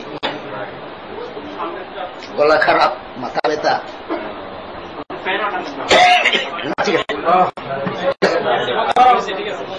ইনশাল্লাহ অসুবিধা নেই।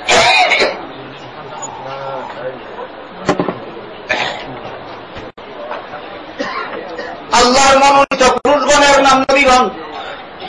নবীগণের কথা বিনা যাচাইয়ে যারা সন্দেহাতীত রূপে বিশ্বাস করতে পারে তাদের নাম সিদ্দিক। আল্লাহ হুকুম নবীর তরিকা পালনের জন্য যারা নিজের জান মাল বিসর্জন দিতে প্রস্তুত থাকতে পারে, জান গেলে যাইতে পারে, আল্লাহর বিরুদ্ধাচরণ করতে পারবো না, মাল ধ্বংস হয়ে যেতে পারে, নবীর তরিকা ছাড়তে পারবো না, এই মর্মে যাদের মনোবল অটল এদের নাম শহীদগণ। এদের নাম শহীদগণ। আর সদা সর্বদা নেক আমল সাধ্য মতো করতে থাকে, গুনার দ্বারে কাছে যায় না, অবক্তা শয়তানের দুকায় পড়ে কোনদিন গুনাহ করে ফেললে তওবা না করা পর্যন্ত শান্তি পায় না। এই সমস্ত মানুষের নাম সালেহগণ। খুব পরিষ্কার হইল নবীগণের পরিচয়, সিদ্দিকগণের পরিচয়, শহীদগণের পরিচয়, সালেহগণের পরিচয়। বলেন এই 4 দলের মধ্যে কোন দলকে ফলো করলে বাঁকা হবে? নবীগণ যেই পথে জান্নাতে গেছেন, সিদ্দিকগণ সেই পথে জান্নাতে গেছেন, শহীদগণ সেই পথে জান্নাতে গেছেন, সালেহগণ সেই পথে জান্নাতে গেছেন। এই জন্য নবীগণের পথ দুনিয়ার মানুষের জন্য জান্নাতে পৌঁছার সোজা পথ, শহীদ সিদ্দিকগণের পথ দুনিয়ার মানুষের জন্য জান্নাতে পৌঁছার সোজা পথ, শহীদগণের পথ দুনিয়ার মানুষের জন্য জান্নাতে পৌঁছার সোজা পথ, সালেহগণের পথ দুনিয়ার মানুষের জন্য জান্নাতে পৌঁছার সোজা পথ। আরেকটা ব্যাখ্যা আছে, ওইটা বলতে গেলে আজকে আর কোনো কথা বলা যাবে না। ওইটা বললে আজকে অন্য কথা বলা যাবে। কাজেই এই 4 দলের আরেক পরিচয় আছে, সেই পরিচয়ের আলোচনা গতকাল ইঙ্গিতে কিছু হয়েছিল, আজকের জন্য মুলতবি রইল। এ পর্যন্ত আমরা ইসলাম কাকে বলে বুঝলাম, কোরআন কাকে বলে বুঝলাম, নবীগণ কাকে বলে বুঝলাম, সিদ্দিকগণ কাকে বলে বুঝলাম, শহীদগণ কাকে বলে বুঝলাম, সালেহগণ কাদেরকে বলে বুঝলাম। আর কথা রইল আহলে সুন্নাত ওয়াল জামাত কাকে বলে। আহলে সুন্নত কথার অর্থ হল সুন্নতের অনুসারী, সুন্নতের ফলোয়ার। বুঝে থাকলে বলতে পারবে কার সুন্নতে? রাসূলের সুন্নাত। ওয়াল জামাত অর্থ জামাতের অনুসারী। কার জামাতের? সাহাবায়ে কেরামের জামাত। নবীর সুন্নতের স্কেল দিয়ে মাপো, তোমার ঈমান আকীদা সহিহ আছে কিনা দেখো। সাহাবায়ে কেরামের জামাতের স্কেল দিয়ে মাপো, তোমার ঈমান আকীদা সহিহ আছে কিনা দেখো। যদি নিজের ঈমান আকীদা সহিহ না যাচাইয়ের জন্য নবীর সুন্নতকে স্কেল রূপে গ্রহণ করতে রাজি থাকে, সাহাবায়ে কেরামের জামাতকে যদি স্কেল রূপে গ্রহণ করতে রাজি থাকে, ওই লোকদের নাম আহলে সুন্নাত ওয়াল জামাত, সুন্নতের অনুসারী, জামাতের অনুসারী। আহলে সুন্নাত ওয়াল জামাত তো সুন্নতের অনুসারী, জামাতের অনুসারী। এবার বলুন, আমার কথা বলতে থাকলে, সুন্নতের অনুসারী হলে আহলে সুন্নাত হয়, কার সুন্নতের? জামাতের অনুসারী হলে ওয়াল জামাত হয়, কার জামাতের? সাহাবায়ে কেরামের জামাতের। কাদিয়ানীরা মুসলমান, মুসলমান, কিন্তু নিজেদের নাম দিয়েছে আহমদিয়া মুসলিম জামাত। কি নাম দিয়েছে নিজেদের? আহমদিয়া মুসলিম। এই জামাতের ফলোয়ার আহলে সুন্নাত ওয়াল জামাত। দলের নামের মধ্যে জামাত শব্দ লাগাইলে আহলে সুন্নাত ওয়াল জামাত না, সাহাবায়ে কেরামের জামাতকে নিজের সত্যতা যাচাইয়ের মাপকাঠি মানলে আহলে সুন্নাত ওয়াল জামাত হয়। নবীর সুন্নাত এবং সাহাবায়ে কেরামের জামাতের মাপকাঠি মতো যারা নিজের ঈমান আমল চালিয়ে যায়, এরাও সোজা পথে জান্নাতে যাওয়ার পথিক। এরাও সোজা পথে জান্নাতে যাওয়ার পথিক। একদিনে সব কথা বলা যায় না। নবীর সুন্নাত যে আমার ঈমান আমলের সত্যতা যাচাইয়ের মাপকাঠি গ্রহণ করো। নবীর সুন্নাত বলতে কি বোঝায়? এটা তো একটা কথা। কোন কথার মধ্যে অস্পষ্টতা থাকে, আপনার রাস্তাটা সুস্পষ্ট হবে না। কথা যখন পরিষ্কার হবে তখন আপনার রাস্তা পরিষ্কার হবে। এই জন্য প্রসঙ্গক্রমেই এখানে নবীর সুন্নাত বলতে কি বোঝায় এটাও বুঝে নেওয়া দরকার। আমি যদি নবীর সুন্নাতকে ফলো করতে পারি তাহলে আমি আহলে সুন্নাত হতে পারি। আমার পথ সিরাতে মুস্তাকিমের পথ হতে পারে, আমার পথ জান্নাতে যাওয়ার সোজা পথ হতে পারে। কাজে আহলে সুন্নাত বুঝার জন্য নবীর সুন্নাত বুঝার দরকার আছে কিনা? ইসলাম ধর্মে নবীর সুন্নাত কথাটা তিনটা অর্থে ব্যবহার হয়। কটা অর্থে? এক নম্বর নবীর সুন্নাত অর্থ নবীর হাদিস। দুই নম্বর নবীর সুন্নাত অর্থ নবীর ওই আমল যে আমলের ভ্যালু ফরজ ওয়াজিবের চেয়ে কম, নফল মুস্তাহাবের চেয়ে বেশি। তিন নম্বর নবীর সুন্নাত অর্থ নবীর শিক্ষা দেওয়া নিয়ম পদ্ধতি। নবীর হাদিস, নবীর আমল, নবীর তরিকা। নবীর হাদিস, নবীর আমল, নবীর তরিকা, এই তিনটা জিনিসকে নবীর সুন্নাত বলা হয়। আপনাদের স্মরণ রাখার জন্য আবার বলি, নবীর হাদিসের নাম নবীর সুন্নত, এটা সুন্নত কথার এক নম্বর অর্থ।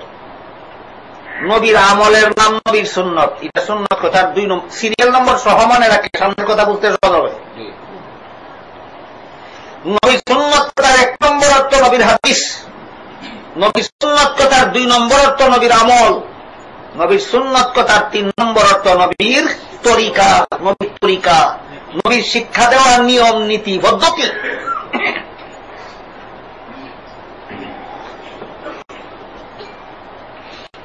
হাদিসের ব্যাপার আমি আগেই বলেছি। হাদিস বুঝার যোগ্যতা অর্জন করার জন্য বছরের পর বছর লেখাপড়া করতে হবে। হাদিস বুঝার যোগ্যতা অর্জন যারা করে নাই তাদের হাদিস নিয়ে দলিল দেওয়া, হাদিস নিয়ে কথা বলার অধিকার নাই। বলেন, খামারের কাছে যদি জেওয়ার বানাইতে দেন সে কি করবে? খামার বলেন, খামার তার কাছে জেওয়ার বানাইতে দিলে জেওয়ারের যে দশা হবে।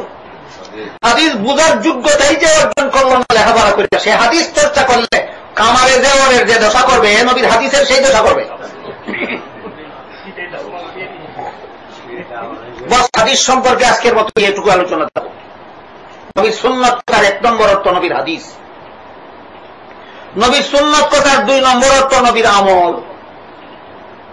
এটার আরেক নাম আমলি সুন্নত। এটা আবার দুই প্রকার, সুন্নতে মুআক্কাদা, সুন্নতে জায়েদা। যোহরের 4 রাকাত ফরজ নামাজের আগে 4 রাকাত সুন্নত নামাজ আছে। আসরেরও 4 রাকাত ফরজ নামাজের আগে 4 রাকাত সুন্নত নামাজ আছে। এটাও সুন্নত, ওইটাও সুন্নত। এটাও 4 রাকাত, ওইটাও 4 রাকাত। এক সমান সুন্নত। যোহরের সুন্নতের নাম কি? আর আসরের সুন্নতের নাম কি? এখানে আমাদের 4টি কথা বুঝতে হবে। সুন্নতে মুআক্কাদা রেগুলার পালন করলে কি ফল? সুন্নতে মুআক্কাদা রেগুলার লঙ্ঘন করলে কি সাজা? সুন্নতে জায়েদা নিয়মিত আমল করলে কি পুরস্কার? সুন্নতে জায়েদা রেগুলার লঙ্ঘন করলে কি ক্ষতি? আমার ক্ষুদ্র বিবেচনায় মনে হয় এই কথাগুলি সমাজের সর্বস্তরের মুসলমানের বোঝা দরকার। সময় কিছু বেশি লাগলেও আমার কষ্ট হইলেও, আপনাদের কিছু কষ্ট হইলেও একটা একটা করে বলি, সুন্নতের মুআক্কাদা যারা রেগুলার পালন করবে, নিয়মিত পালন করবে, অবস্থা কোনদিন একদিন পালন করতে না পারলে দোষ নাই, এছাড়া বাকি নিয়মিত পালন করবে। মুফাসসিরিনে কেরাম লেখেন এরা কিয়ামতের দিন নবীর খাস সুপারিশ পাবে। আজকে আমার সময় নাই, দুঃখিত, আমাদের খাস সুপারিশ কাকে বলে সেই আলোচনা ভিন্ন, আমি সেদিকে যেতে পারবো না। শুধু মনে রাখুন, নবীর সুন্নতে মুআক্কাদা যারা নিয়মিত পালন করবে তারা কিয়ামতের দিন নবীর খাস সুপারিশ লাভ করবে। সুন্নতে মুআক্কাদা অ্যাক্সিডেন্টলি কোনদিন লঙ্ঘন করলে কোনো ক্ষতি নেই, কোন ক্ষতি নেই। হঠাৎ একদিন একটু ঘুম থেকে জাগতে দেরি হল, মসজিদে গিয়া দেখে এখন সুন্নতে মুআক্কাদা পড়লে ইমাম সাহেব সালাম ফিরাই ফেললেন, এই ফজরের 2 রাকাত সুন্নতে মুআক্কাদা বাদ দিয়ে ইমামের সাথে ফরজ করে, কোনো ক্ষতি নেই। এটা কি অভ্যাস না অ্যাক্সিডেন্টলি? হ্যাঁ, এটা স্মরণ রাখতে হবে। অ্যাক্সিডেন্টলি সুন্নতে মুআক্কাদা হঠাৎ কোনদিন পালন করতে না পারলে কোনো ক্ষতি নাই, রেগুলার পালন করতে পারলে নবীর খাস সুপারিশ পাওয়া যাবে। কিন্তু নবীর সুন্নতে মুআক্কাদা লঙ্ঘন করার অভ্যাস বানাইলে, এখন কি লঙ্ঘন করার অভ্যাস বানাইলে কিয়ামতের দিন নবীর খাস সুপারিশ থেকে বঞ্চিত থাকবে। কাজে আপনারা কে কি করবেন না করবেন সেটা আপনাদের ব্যাপার, কি করলে কি হয় সেটা বলেন তো আমাদের ব্যাপার। বুঝলেন কি? দেখেন, আপনারা কে কি করবেন না করবেন সেটা আপনাদের ব্যাপার, কি করলে কি হবে সেটা বলে দেওয়া আমাদের ব্যাপার। বুঝতে থাকলে বলুন, সুন্নতে মুআক্কাদা নিয়মিত পালন করলে কি হবে, নিয়মিত লঙ্ঘন করলে কি হবে।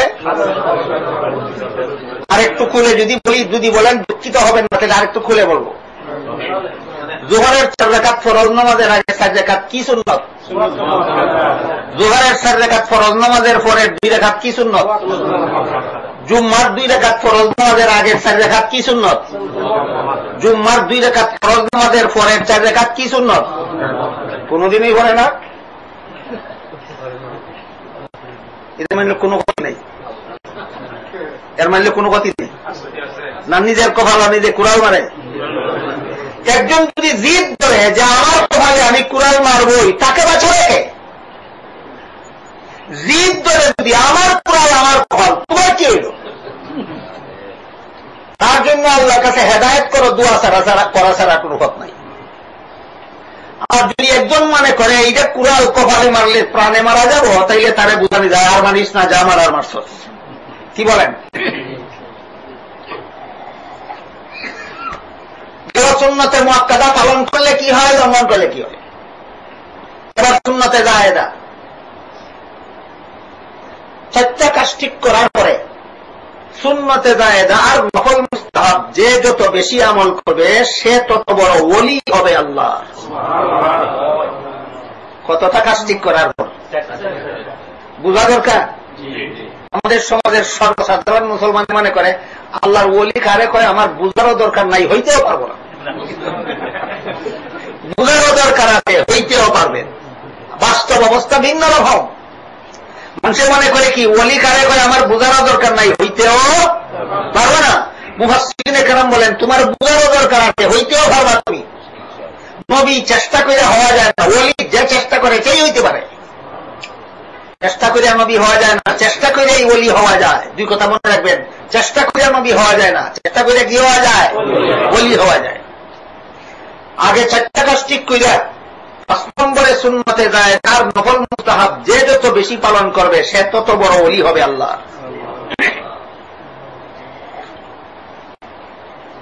তাহলে আগের 4টা বাদ না, আগের 4টা ঠিক করা লাগবে। 1 নম্বর, সকল প্রকার গুনার অভ্যাস ছাড়তে হবে।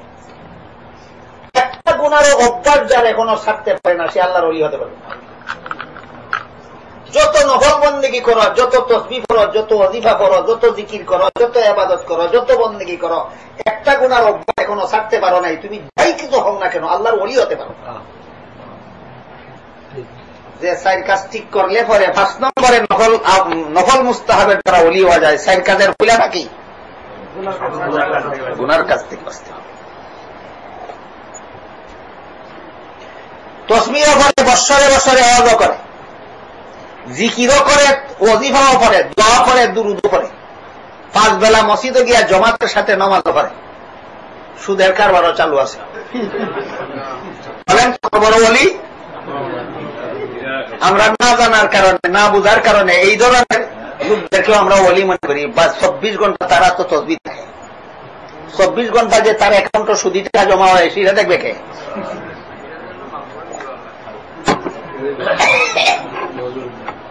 চার কাজের প্রথম কাজ সকল প্রকার গুনার অভ্যাস।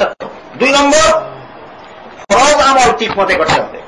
ফরজ আমল ঠিক মতে করতে হবে। 5 বেলা নামাজ পড়া ফরজ, রমজান মাসে রোজা রাখা ফরজ, হালাল রুজি ফরজ না, ফরজ। বিবি পর্দায় রাখা ফরজ না, ফরজ। 5 বেলার নামাজ ফরজ ঠিক আছে, রমজানের রোজার ফরজ ঠিক আছে, যাকাতের ফরজ ঠিক আছে, হজের ফরজ ঠিক আছে, শুধু পর্দার ফরজ নাই। আর না হয় হালাল রুজির ফরজ নাই। আল্লাহর ওলি কেমনে বুঝলেন ওলি না?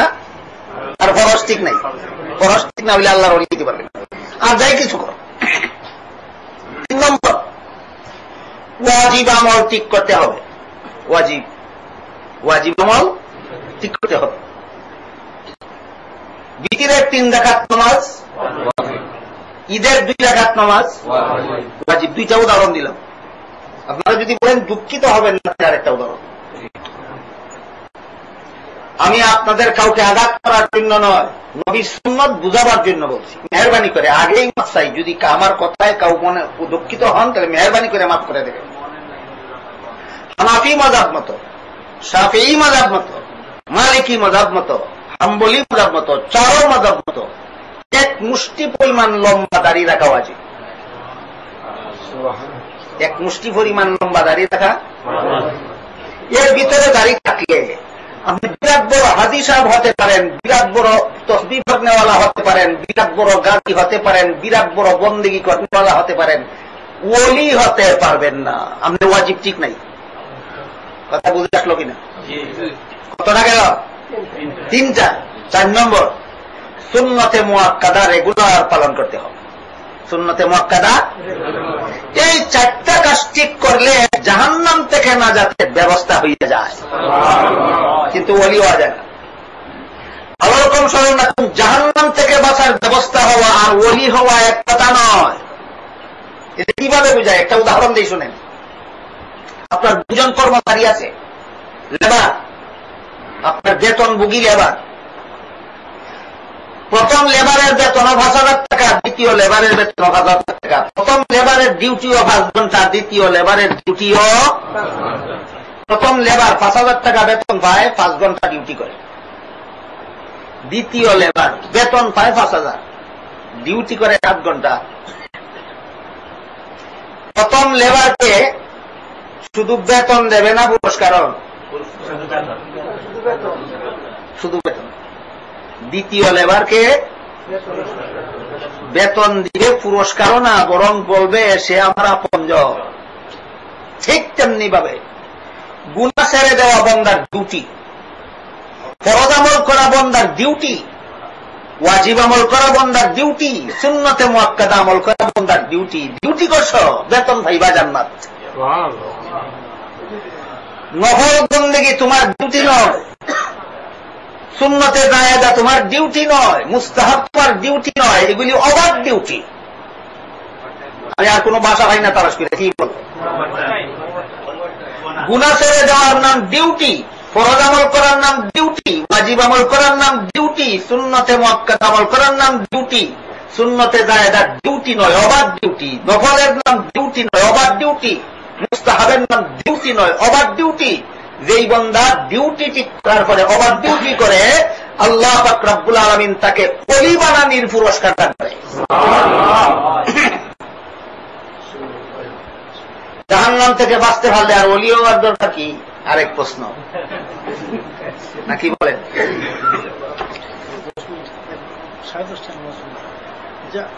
এখন তো মাত্র 5 মিনিট আছে, তারপরে যদি অনুমতি দেন 10:30 10:30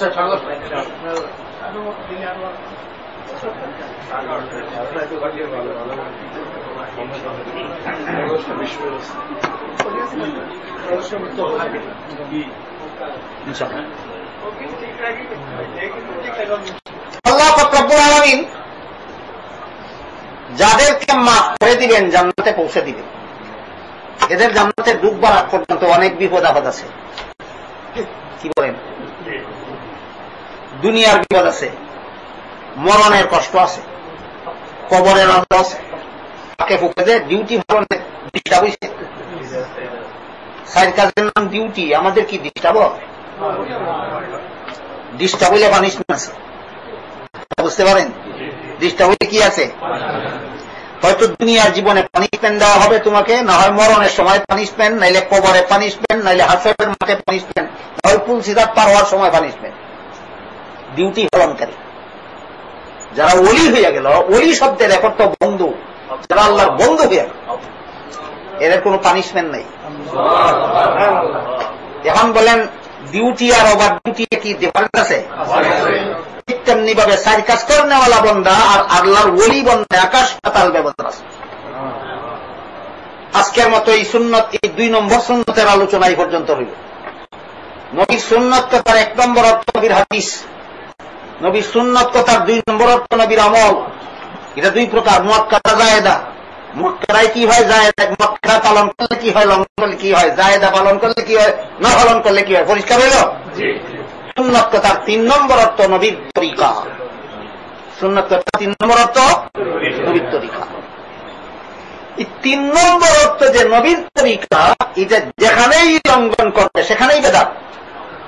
যেখানেই লঙ্ঘন করবে সেখানেই বেদাত। যেমন 5 বেলার বেলায় নবীর তরিকা হলো আযান আছে, একামত আছে, জমাত আছে পুরুষের জন্য, খুতবা নাই। খুতবা আছে 5 বেলার নামাজে, খুতবা আছে। খুতবা যদি চালু করে বলে জুম্মায় খুতবা পড়লাম, জোহরের সময় পড়লে দোষ কি? যে নবীর তরিকায় না, এটা তোমার মন গড়া, তোমার খুতবা করা বেদাত। জুম্মার নামাজে আযান আছে, একামত আছে, খুতবাও আছে। এই কারণে যদি ঈদের নামাজে আযান একামত দেয়, জুম্মার নামাজে আযান দিতে পারলাম, একামত দিতে পারলাম, ঈদের নামাজে দিলে দোষ কি? বেদাত। কেন? নবীর তরিকা মতে ঈদের নামাজে আযানও নাই, একামতও নাই, দিলেই বেদাত। আজকে পরিষ্কার বুঝলেন কিনা বেদাত কোন জিনিসের নাম? সুন্নত কথার 3 নম্বর অর্থের উল্টাটার নাম বেদাত। নবীর সুন্নত কথার 1ম নম্বর অর্থের বিপরীতের নাম বেদাত নয়। নবীর সুন্নত কথার 2 নম্বর অর্থের বিপরীতের নাম বেদাত নয়। নবীর সুন্নত কথার 3 নম্বর অর্থের বিপরীতের নাম হল বেদাত। এবার দেখুন, 5 বেলার নামাজ বলেন, জুম্মার নামাজ বলেন, ঈদের নামাজ বলেন, সব নামাজেই রুকু সেজদা আছে, কোরআন তেলাওয়াত আছে। জানাজার নামাজে রুকু সেজদা নাই, কোরআন তেলাওয়াত নেই। এখন জানাজার নামাজ পড়তে গিয়ে যদি বলে সব নামাজে কোরআন তেলাওয়াত করলাম, জানাজায় বললে দোষ কি? অনেক বেদাতীরা এই প্রশ্ন করে, করলে দোষ কি? একমাত্র জবাব একটাই, দোষ বেদাত। যে কাজ নবীর তরিকায় নাই সেই কাজ মন গড়া ভাবে করলে দোষ কি? আর কোন দোষ নাই, একটা দোষ বেদাত। কথা বুঝলেন কিনা? 3 নামাজেই রুকু সিজদা করলাম, জানাজার নামাজে রুকু সিজদা করলে দোষ কি? আর কোন দোষ নাই, একটা মাত্র দোষ কি? বেদাত। হাদিস শরীফে আল্লাহ রাসূল বলেন, ইয়াকুম ওয়া মুহদাসাতিল উমুর ফাইন্না কুল্লা মুহদাসাতিন বিদআতুন ওয়া কুল্লা বিদআতিন দালালা ওয়া কুল্লা দালালাতিন ফিন্নার। সাবধান আমার উম্মতরা, নবীর তরিকা মতো সওয়াবের কাজ করবা, মন গড়া মতে করলে সেটা বেদাত হবে। বেদাত করলেই জান্নাতে যাওয়ার সোজা পথ হারিয়ে যাবে। মূল আলোচনার সঙ্গে কানেকশন আসেনি? মূল আলোচনা কোনটা? জান্নাতে যাওয়ার সোজা পথ হারিয়ে যাবে। বেদাত করলেই জান্নাতে যাওয়ার সোজা পথ হারিয়ে যাবে, বাঁকা পথে জাহান্নামে চলে যাবে। গেল নবীর সুন্নত কথার 3 নম্বর অর্থ নবীর তরিকা। এবার শোনেন একটা হাদিস, আল্লাহ রাসূল বলেন, মান তামাসসাকা বিসুন্নতি ইনদা ফাসাদি উম্মতি ফালাহু আজরু মিয়াতি শাহীদ। যে যুগে আমার উম্মতেরা আমার সুন্নত ছেড়ে দেবে, সেই যুগে যেই ব্যক্তি সুন্নতে অটল থাকবে 100 শহীদের সওয়াব। সুবহানাল্লাহ। আসরের 4 রাকাত ফরজ নামাজের আগে 4 রাকাত কি আমরা অনেকেই করি না, আমিও অনেক সময় করি। এই সুন্নতে যায় যদি একজন পরে না, 2 নম্বর সুন্নত। 3 নম্বর সুন্নতের ব্যাপারে আল্লাহ রাসূল বলছেন, যে যুগে উম্মত আমার 3 সুন্নত কথার 3 নম্বর অর্থ ছেড়ে দেবে, ওই যুগে যারা সুন্নত কথার 3 নম্বর অর্থে অটল থাকবে 100 শহীদের সওয়াব পাবে। সহজে বোঝার জন্য একটা উদাহরণ দিচ্ছি, শুনেন। পুরুষের জন্য নাভির থেকে হাঁটু পর্যন্ত ঢেকে রাখা সুন্নত, আবার টুপি মাথায় দেওয়া আর উপরে ফাঁকরি বাঁধাও। আমি নাভির থেকে হাঁটু পর্যন্ত কোনো কিছু পড়লাম না, টুপিও বাদ দিলাম, ফাঁকরিও বাড়লাম, 100 শহীদের সওয়াব। কেন? এটা তো সুন্নত 2 নম্বর অর্থে। নবীর সুন্নত 2 নম্বর অর্থে যেটা, সেটার ফলাফল আগেই বলে দেওয়া হয়েছে। নবীর সুন্নতে অটল থাকলে যে 100 শহীদের সওয়াব পাওয়া যায়, এটা 1 নম্বর অর্থে নয়, 2 নম্বর অর্থে নয়, 3 নম্বর অর্থে। যে যুগে মানুষ বেদাত করে, সেই যুগে যারা নবীর তরিকায় অটল থাকে তারা পায় 100 শহীদের সওয়াব। এইগুলো নিয়ে হাদিসের মর্ম বুঝে আসছে কি পরিষ্কার? এবার মূল কথার দিকে ফিরে যায়। আহলে সুন্নাত ওয়াল জামাতের পথ জান্নাতে পৌঁছার সোজা পথ। এখন বলেন আহলে সুন্নাত অর্থ কি? সুন্নতের অনুসারী। এবার বলেন কার সুন্নতে? রাসূলের সুন্নতে। এখানে সুন্নাত বলতে কত নম্বর অর্থ বোঝা নিছে? 3 নম্বরটা। কত নম্বর বোঝা নিছে? আহলে সুন্নাত ওয়াল জামাতের পথ যে জান্নাতে পৌঁছার সোজা পথ। আহলে সুন্নাত অর্থ যে সুন্নতের অনুসারী। 1 নম্বর কথা হল কার সুন্নতের? নবীর সুন্নতের। 2 নম্বর কথা হল কত নম্বর সুন্নতের? হ্যাঁ, নবীর সুন্নত কথার 3 নম্বর অর্থ যেটা, এই 3 নম্বর অর্থে নবীর সুন্নতের অনুসারীকে বলে আহলে সুন্নত। আর কোন বিষয়ে যদি নবীর সুন্নত কথার 3 নম্বর অর্থের দ্বারা সমাধান হয় না, বলে সাহাবায়ে কেরামের জামাতে সমাধান তালাশ করো। যদি সমাধান পাওয়া যায় তাহলে ওইটা মানতে হবে তুমি ওয়াল জামাত। 2 কথার 2টা উদাহরণ দিয়ে শুনেন। পবিত্র কোরআনের যে আয়াতে আল্লাহ মহানবীর মেরাজের ঘটনার বিবরণ দিচ্ছেন, সে আয়াতে আল্লাহ বলেন, সুবহানাল্লাযী আসরা বিআবদিহি লাইলাম মিনাল মাসজিদিল হারামি ইলাল মাসজিদিল আকসাল্লাযী বারাকনা হাওলাহু লিনুরিয়াহু মিন আয়াতিনা। পবিত্র সেই আল্লাহ যিনি তার বান্দা মুহাম্মদ সাল্লাল্লাহু আলাইহি ওয়াসাল্লামকে রাত্রিকালীন ভ্রমণে নিয়ে গেলেন। রসুলের মেরাজের ঘটনাটা ঘটেছিল রাত্রে, এই জন্য রসুলের মেরাজের ঘটনাকে আল্লাহ কুরআনের ভাষায় বলেছেন রাত্রিকালীন ভ্রমণ। এর মানে হল মেরাজ। বিবরণ দিতে গিয়ে আল্লাহ বলেন, মিনাল মসজিদিল হারাম ইলাল মসজিদিল আকসা। বাইতুল হারাম থেকে বাইতুল মুকাদ্দাস পর্যন্ত। রব বলেন কুরআনের আয়াতে রসুলের মেরাজের ঘটনা কোথা থেকে কোথা পর্যন্ত গেছে? হারাম শরীফ থেকে মসজিদে পর্যন্ত গেছে। এই পর্যন্তই শেষ? আরো আছে? সেইটা কিন্তু কোরআনে নাই, সেটুকু কোরআনে নাই। নবীর সহিহ হাদিসে আছে। সেখান থেকে রাসূল করিম সাল্লাল্লাহু আলাইহি ওয়াসাল্লাম জিবরিল ফেরেশতার সাথে বুরাকের পিঠে আরোহণ করে একে একে সবগুলি আসমান পাড়ি দিয়ে 7 আসমানের উপরে সশরীরে গিয়ে আল্লাহর সাথে সাক্ষাৎ করে কথাবার্তা বলে বেশ দুদক পরিদর্শন করে এসেছে। কোরআনে আছে না হাদিসে আছে?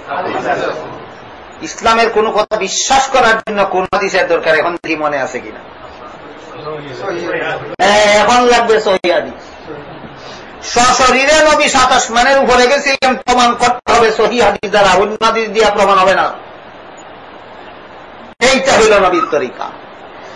ইসলামী আকীদা বিশ্বাস প্রমাণ করতে হলে ওই হাদিস লাগবে যে হাদিসকে হাদিস শাস্ত্রের পরিভাষায় সহিহ হাদিস বলা হয়।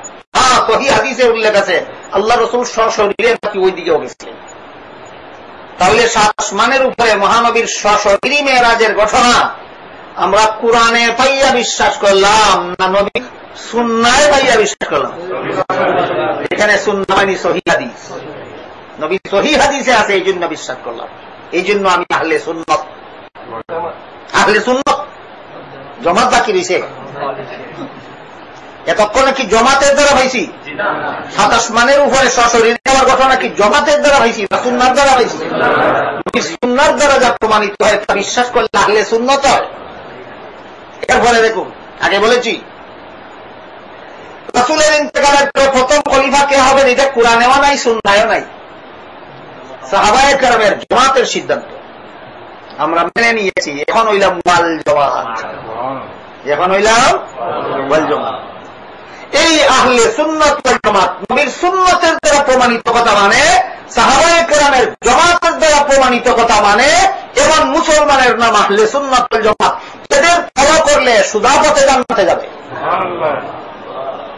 নবীর সুন্নতকে যারা ফলো করবে না, সাহাবায়ে কেরামের জামাতকে যারা ফলো করার যোগ্য মনে করবে না, এরা সিরাতে মুস্তাকিমে নাই, এরা সুদা জান্নাতে যাওয়ার সুদা পথে নাই, এরা বাঁকা পথে চলে গেছে, জাহান্নামে যাবে। সাহাবায়ে কেরামকে ফলো করবে দূরের কথা, সাহাবায়ে কেরামকে দাগি দাগি বলে বাংলা ভাষায় অপরাধী সাব্যস্ত করার জন্য বর্তমান সমাজে বহু মুসলমান আদা জল খেয়ে লেগেছে। তিরমিজি শরীফের হাদিসে উল্লেখ আছে, রাসূল করিম সাল্লাল্লাহু আলাইহি ওয়াসাল্লাম বলেন, ইযা রাআইতুমুল্লাযীনা ইয়াসুবুনা আসহাবী ফাকুলু লানাতুল্লাহি আলা শাররিকুম। হে আমার উম্মত মুসলমানেরা, তোমরা যখন ওই সমস্ত লোকদের দেখতে পাবে যারা আমার সাহাবাগণকে দোষী বলে, এদেরকে বলে দিও আমার সাহাবাকে যারা দোষী বলে তাদের উপর আল্লাহর লানত। প্রশ্ন জাগে কিনা, সাহাবারা কি জীবনে কোনো দোষ করেন নাই? দোষ করছে লোকটারে দোষী বললে লানত হবে কেন? এখন প্রশ্নটা কত সুন্দর, প্রশ্নটা খুব সুন্দর। সাহাবায়ে কেরাম কি জীবনে কোনো দোষ করেন নাই? অবশ্যই। জিনা পর্যন্ত করেছেন কোন সাহাবী, এটা কোনো দোষ না। জিনা করা কোনো দোষ না, জিনা পর্যন্ত করেছেন কোন কোন সাহাবী। তাহলে জিনা করেছেন, দোষ করেছেন, বলব আমার উপর আল্লাহ লানত হবে কেন? আল্লাহ রাব্বুল আলামিন বলে, ইন্নাল্লাযীনা ইয়াগুদ্দুনা আসওয়াতাহুম ইনদা রাসূলিল্লাহি উলাইকাল্লাযীনা ইমতাহানাল্লাহু কুলুবাহুম লিত্তাকওয়া লা মাগফিরাতা লাহুম। আমি সব নাই কেউ তো বল ধরে না। আল্লাহ বলেন, মুহাম্মাদুর রাসূলুল্লাহর খেদমতে আসলে যারা আস্তে কথা বলে, এরা আপনারা মুহাম্মাদুর রাসূলুল্লাহর উপস্থিতি আর সামনে গেলে, মুহাম্মাদুর রাসূলুল্লাহর সামনে গেলে যারা আস্তে কথা বলে তারা আপনারা না সাহাবায়ে কেরাম। মুহাম্মাদুর রাসূলুল্লাহর সামনে আসলে যারা আস্তে কথা বলে এরা একমাত্র সাহাবায়ে কেরাম।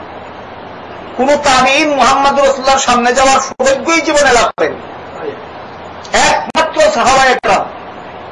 আল্লাহ বলেন, মুহাম্মাদুর রাসূলুল্লাহর কাছে আসলে, মুহাম্মাদুর রাসূলুল্লাহর পবিত্র দরবারে আসলে, মুহাম্মাদুর রাসূলুল্লাহর সামনে আসলে যারা আস্তে কথা বলে, আমি আল্লাহ এদের জীবনের সব দোষ মাফ করে দিলাম। গুনাহ করলে দোষ হয় কার দরবারে? তিনি মাফ করে দিলে আপনি মাফ না করেন, ওরাটাকে আল্লাহ বলেন মাফ করে দিছি, এবার মাফ নাই। এত বড় পণ্ডিত পাওয়া যায় কোথায়? এই জন্য হাদিস শরীফে আল্লাহ রাসূল বলেন, লাহুম মাগফিরাতুন লা মাগফিরাতা লাহুন্না। তাদের মাফ নাই না, আল্লাহ বলেন মাফ করে দিয়েছি, মাফ করে দিয়েছি, মাফ করে দিয়েছি।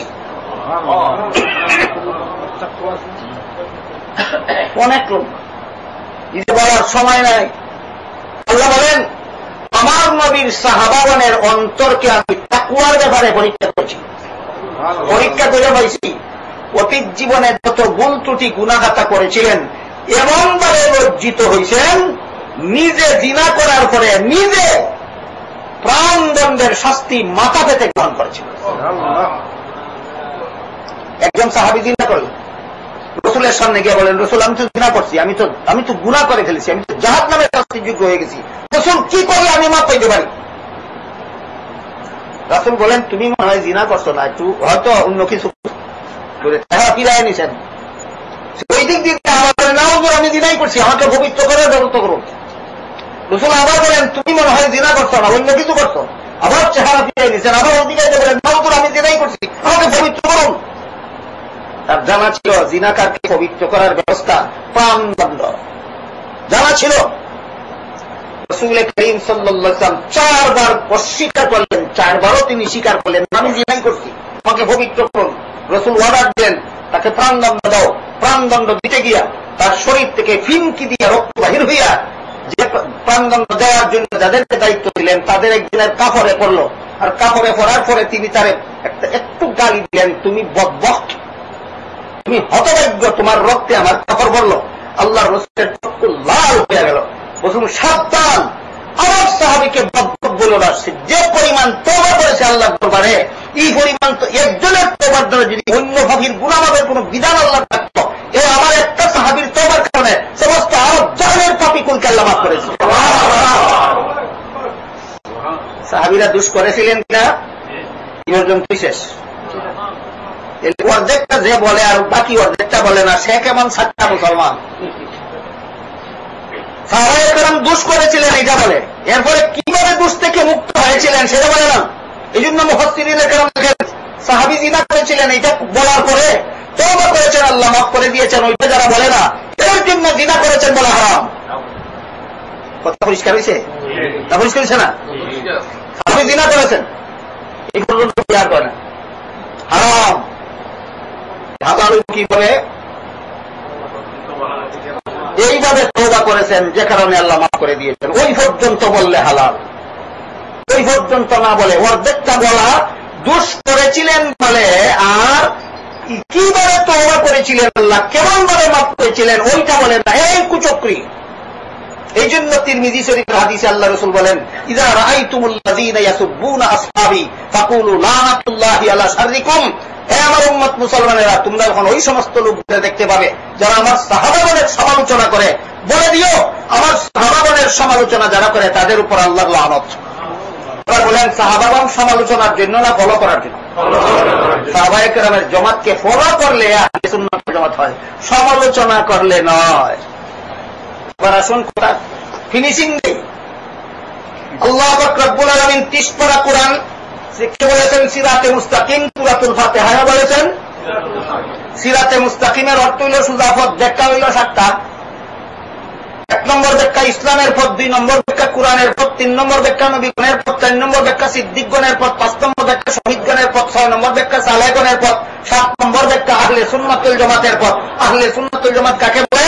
যারা নিজের ঈমান আমল সহিহ কিনা গলত যাচাইয়ের জন্য নবী সুন্নাত এবং সাহাবায়ে কেরামের জামাতকে মাপকাঠি বিশ্বাস করে। এবার কোনটা সুজাফত ক্লিয়ার হয়েছে? ক্লিয়ার? আমার ঈমান আমল সহিহ না সহিহ না যাচাই করো নবী সুন্নতের দ্বারা। আমার ঈমান আমল সহিহ না গলত যাচাই করব সাহাবায়ে কেরামের জামাতের দ্বারা। আল্লাহ বলেন তুমি বেহেশতে যাওয়ার সুজাফতে আসো, তুমি মরবে আর সুজা বেহেশতে যাও। আল্লাহ আমাদেরকে ইসপারা কোরআনের সিরাতে মুস্তাকিম, সূরাতুল ফাতিহার সিরাতে মুস্তাকিম বুঝার এবং সেই সিরাতে মুস্তাকিমের পথের প্রতীক হওয়ার তৌফিক দান করুন। সুবহান রাব্বিকা রাব্বিল ইজ্জাতি আম্মা ইয়াসিফুন ওয়া সালামুন আলাল মুরসালিন ওয়ালহামদুলিল্লাহি রাব্বিল আলামিন ওয়া সাল্লাল্লাহু তাআলা আলা খাইরি খালকিহি মুহাম্মাদিন ওয়া আলিহি ওয়া সাহবিহি আজমাইন। অনেকগুলি প্রশ্ন, আমাদের তো সময় হয়ে গেল। কালকের জন্য প্রশ্নগুলি থাকুক, মেহরবানি করে কালকে আমাদের দেন, একজনের দায়িত্ব থাকে।